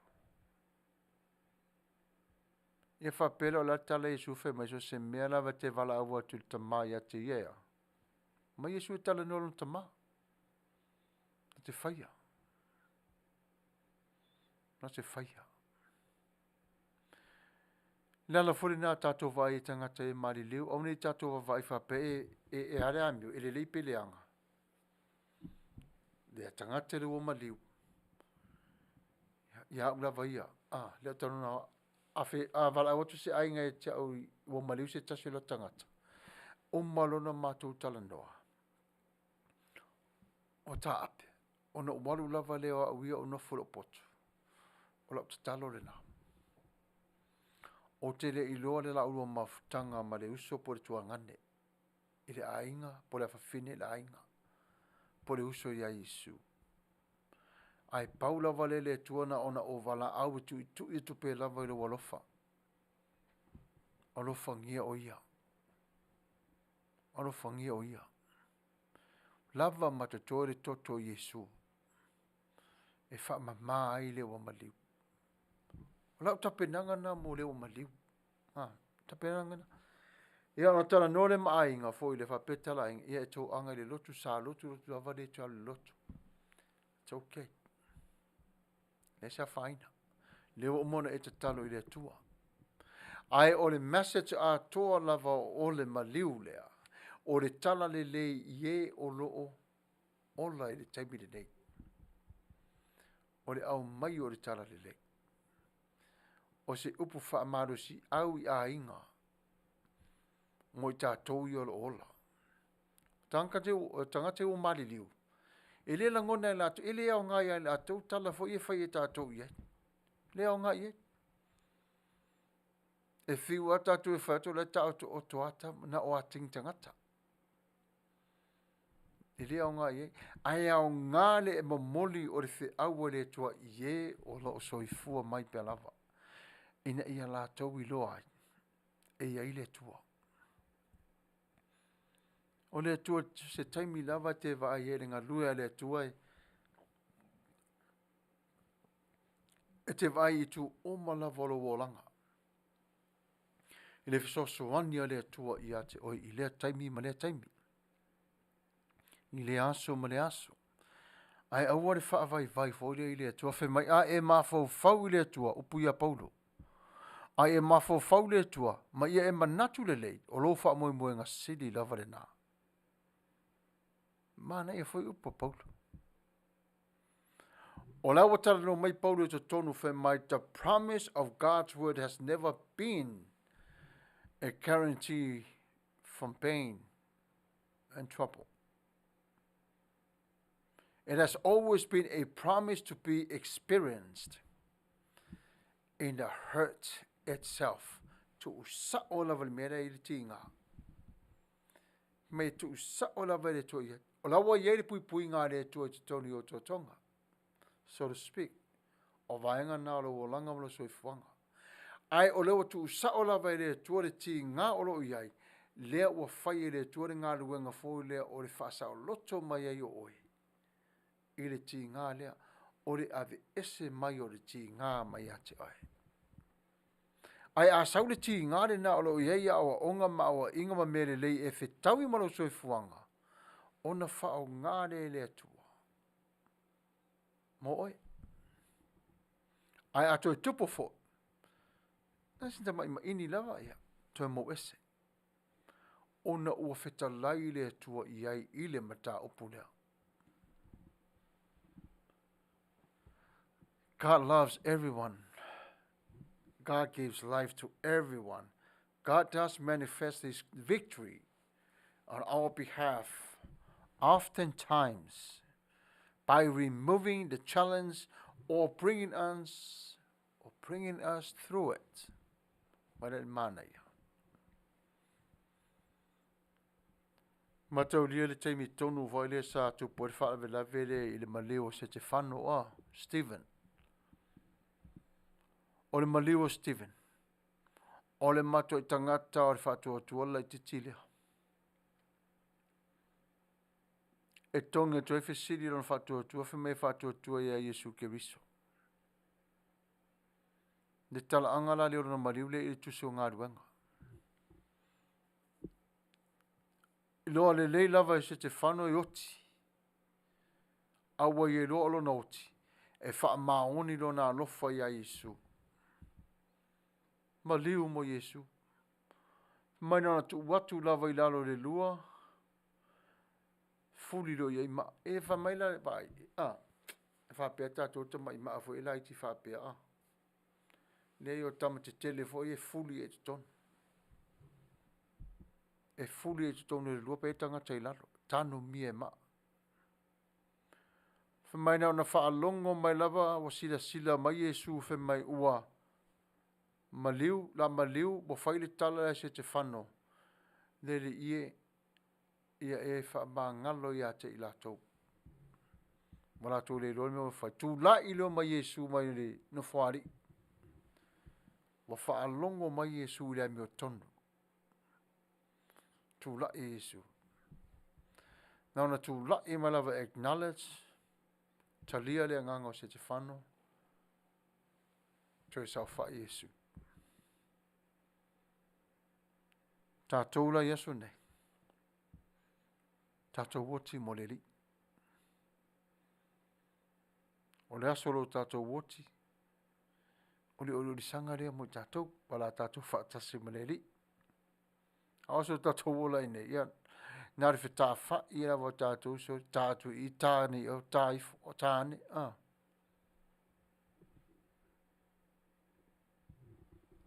Ai o le folfolanga o le awhionga rea tua o se wha mauti nonga lea. Mai i ti ngā ma whawhitauri. E mā sani lewa o na fola i le upo o le file mō. Whe mai asa o tia pesa o tanga a toa vaenga nei e toru. E whaalia mai e le tua lona manu mā lo mai o ti ngā pua ngā. E whitai ia i marau soifuanga. O nā vesea mai le tua lona lima o le nā manu malo, matu i nātu ia te oe, a vea i oe mātali i po le awha whine, o le manu malo. Ai o le awhatanga ina fo i tātou e le tua e tu maui ti ngā se ia malie le sila whanga le tua. E a vea le maua onga ina ia tai ia i tātou i le vaai i le tua. Malona ngai o inga i le wha maalo sia o lo tātou loto. E ala i lona maalo si wha le nganga. Ina ia matu ai lo tātou tupu ai. Mati ngā mawhainga tāo le larolangi nei. Ai lo se wha moe le tua e wha ti ngā ina ai o le tangata, ma a vea le mala e polonga ai o le tangata. Ai o le alofa muti vale o le tua. E ui mai le lei, e ui mai le leanga. The great dangers in a spiritual adventure called life is that while you and I are passing through the wilderness, we may want to go back to Egypt. Lona winga, leo langa fōra lewa tai e le teibine nei, e anuaru lava na o na taia lava le maafa pe e toi fo ira Egypt. Germany whai mele tala le toi fo i Egypt. Toi fo i leo langa tuai sai ai. Le polonga. Toi fo i le angsala. Le lalo langi tuai. For my, like the Israelites who thought to return to slavery rather than face the hardships at the land. Si o tau. Ai whate ta ingera nāra sawa linga o le paua po o le mana o le atua i leo langa o le tangata. Le whai tau i tātou whenga tuai. Tu usa o lawa i le atua lo nu. Si o tau. O tau malvanga na. Whato i lalo. Sawa vali atua i lunga rato nu. O ato i o. I le nu mo le whorwhoranga. On the other danger comes in desires while we're in the wilderness, when our own thinking lead us into destructions. When our own minds are telling us, hey, you know what? I think you need to do it this way. No, don't do it that way. That's the mind of the flesh is communicating to your spirit.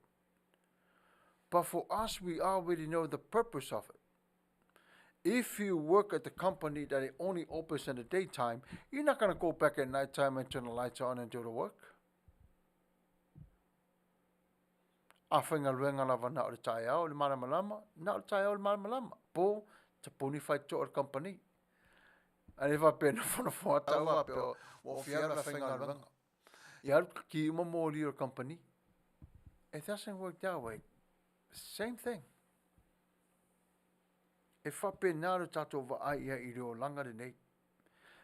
is often a result of feeling stuck in the mud and knowing what we're doing is not right. Especially when we rest in our pain. Nona wingo from talanga whapea. Tātou te mauro mo tātou popo ngā whangata o so whaia I tātou e le whili. Tasi ala le tala whare māsai le tala lo mātou I anale. Mo mātou I masofa me oma. Vairo ro le arbo le mafo whaua tangata a. Some other studies from a lot of professors, I read their writings this way. Is what? Temptation of the enemy. Making a person go crazy. Tempting the person to do this, to do that, do this, do that, non-stop. That's why we see a lot of people lost control of their mind, of their strength, and their body. Because of what? Dealing with demons is not that easy. Myself included. When we deal with these demons, everyone battles their own demons. We're trying to find a way. We're trying to get out of it. We're trying to be at peace. God says, come to me. I'll give you rest. There are times when the abundance of demons will lock us in, but Christ himself will unlock those chains from you and set you free, which is he did. That's why the destiny of life is so important, because you are so encouraged by the word of God. When you discourage at time, remember, facing not your energy, but understand the reality that you're going through. God is available for you. O le manu malo a toa nā ma le tele o le ao ngā o le atua I te tonu I lo tātou ni ola. E tele mea tātou te maua mai ai le manuia o le ola lea I le atua. Ma o tātou I atu I le vao, po whewho I lava tātou te iai, alu I tia lo tātou ni ola, awane I toi fōi I tātou ia ai kupito. E peio Israelu. Mumusu ona e fie fefe I lātou. I le malolosi o tangata o le ato fitai ai. Fe mai loa, tātou toi fo i le lalo langi tuai sapolonga ai.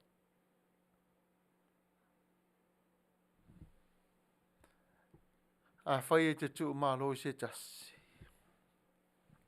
Pea whai fo e te tu awa noa i se tasi. Le tala noi le alofa. Continue to do so. Fe mai fesile le tasi tangata. Fe mai whape whela o na o wilore alofa tu noa le tua i le aso mene aso. Fe mai tala le tamai titi. A le te ola mai. E wo whangu oi le tua le ni tai au. Fe mai le tala le tamai titi lea. E te mana tuala upu o malawa sa e tala no ia nafi. Mai tala tau lea lea. Le ai. Te mana tua isi mea, le mana tua isi mea. Mai tala tamai titi. Wa ngalo te lo mea te o mea le tā ua ona ua whaafou e le tuolo wanganga. Ma ave ese o mea le fitaui malau soifuanga. A o mai le loto vai vai i le tangata ia tātou ona tu inato le upu e wha malo si au i le tangata.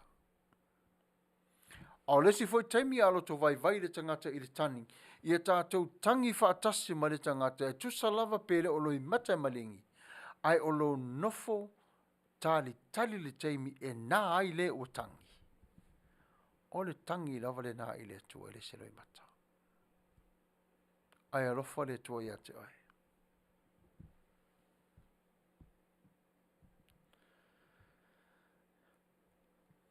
What is important in this life as human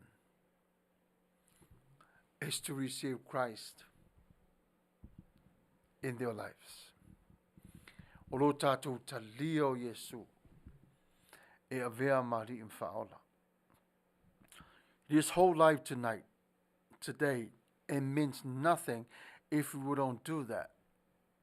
Ai lo samu talo whai ia, God bless you too. Whaftai te le lava.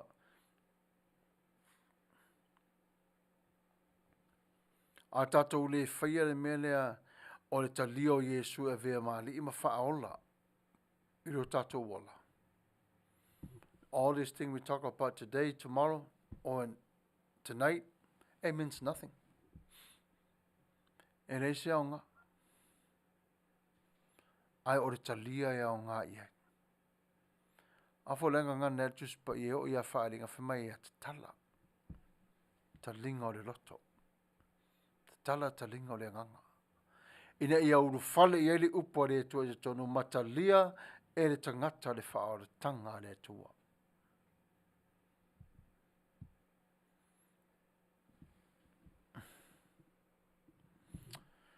O nei tala umalava o tātou tala no i ele nei tuaso. O le atangia le o le mana mareanga le leo le tua i taimi o popo ngām whaingta. E mawhai e le fo mai o na tu ua o le vai e ave ese mai le ti ngā mai lo tino. Ai mawhai e le tua o na ave ese mai le ang sala mai a te oe. E te le, na te le toi mana tuaina. What God does, permanent. What man do, temporary. Nala na tātou te vava ai ai le lofa mareanga le leo le atua e mo'o e toi whai foi le toftofonga i a te oe ma.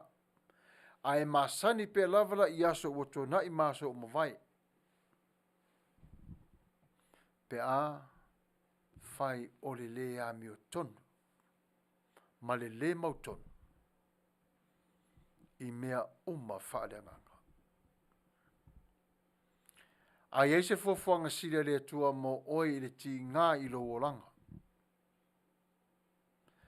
E iei sona wha moe moenga tele lava i lo mafofau. Nare winga. E i teimi fo ia wo o mai o mea ti ngā i lo tatou mafofau. Ona tatou avea le wha pe i tatou u mato e whaaleanga o mai lava mara tatou waso. Dea tara no mai e iei le fofuanga sile le tua mo le ti ngā i lo olanga. E iei sona wha moe moenga. I lona mafo whau. Nela wa vai sa o le tofe mai e fa mo mo ngai lona mafofa. Oi. O le lofa le na o le tua mo tatou le nei tu la fiafi. O le ava vai tatou live temine. Isi foi mani mai foi special so mai. Tatou e vai va mali ai ia. A wala talata le si ui o tatou pokalame. Ya si fonga tayo fo, ya. O si mai ala fa fonga.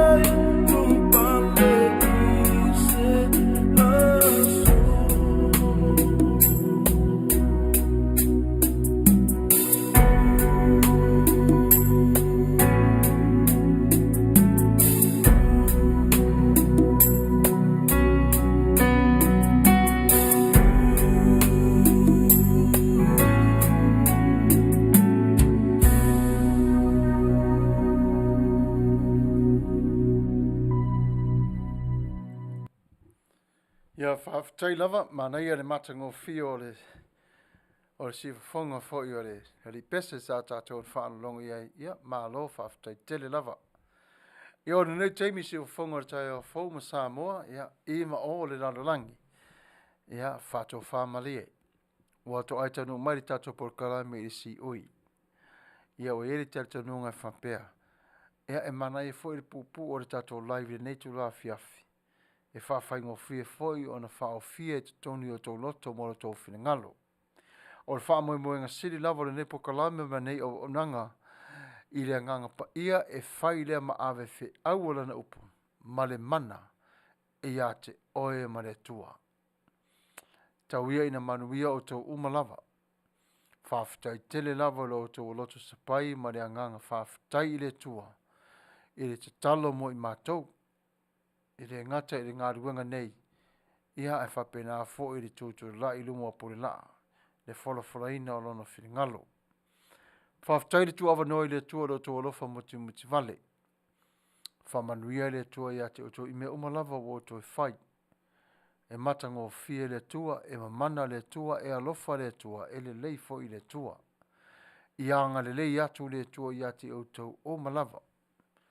Wafo ni meo lo whatang sia i le tua tu sahai tono a inga, o le atua lava o lo o iai le tali.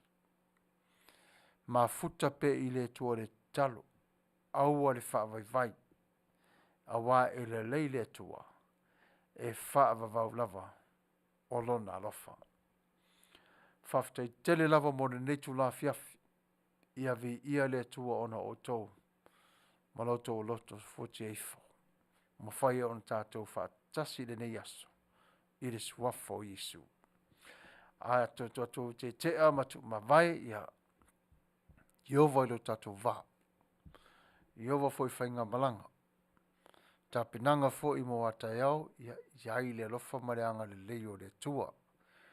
Ia manuia te lava o tō umalava.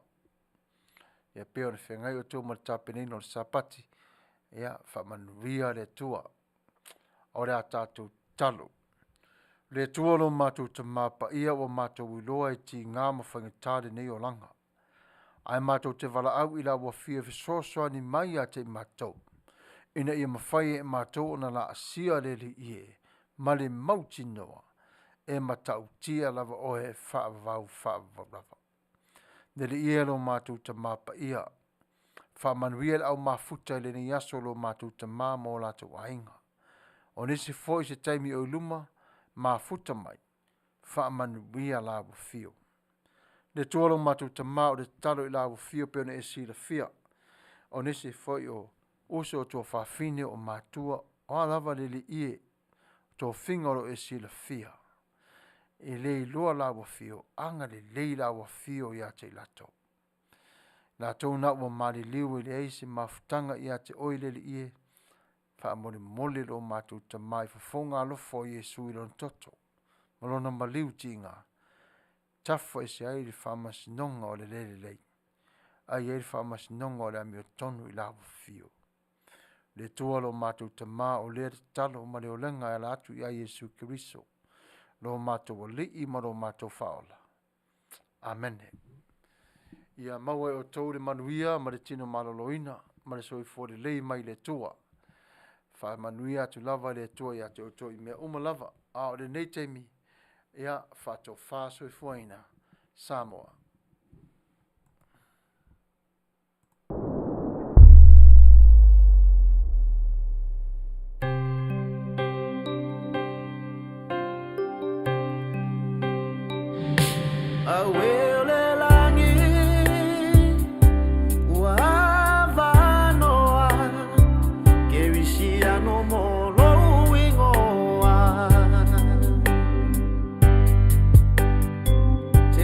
Time.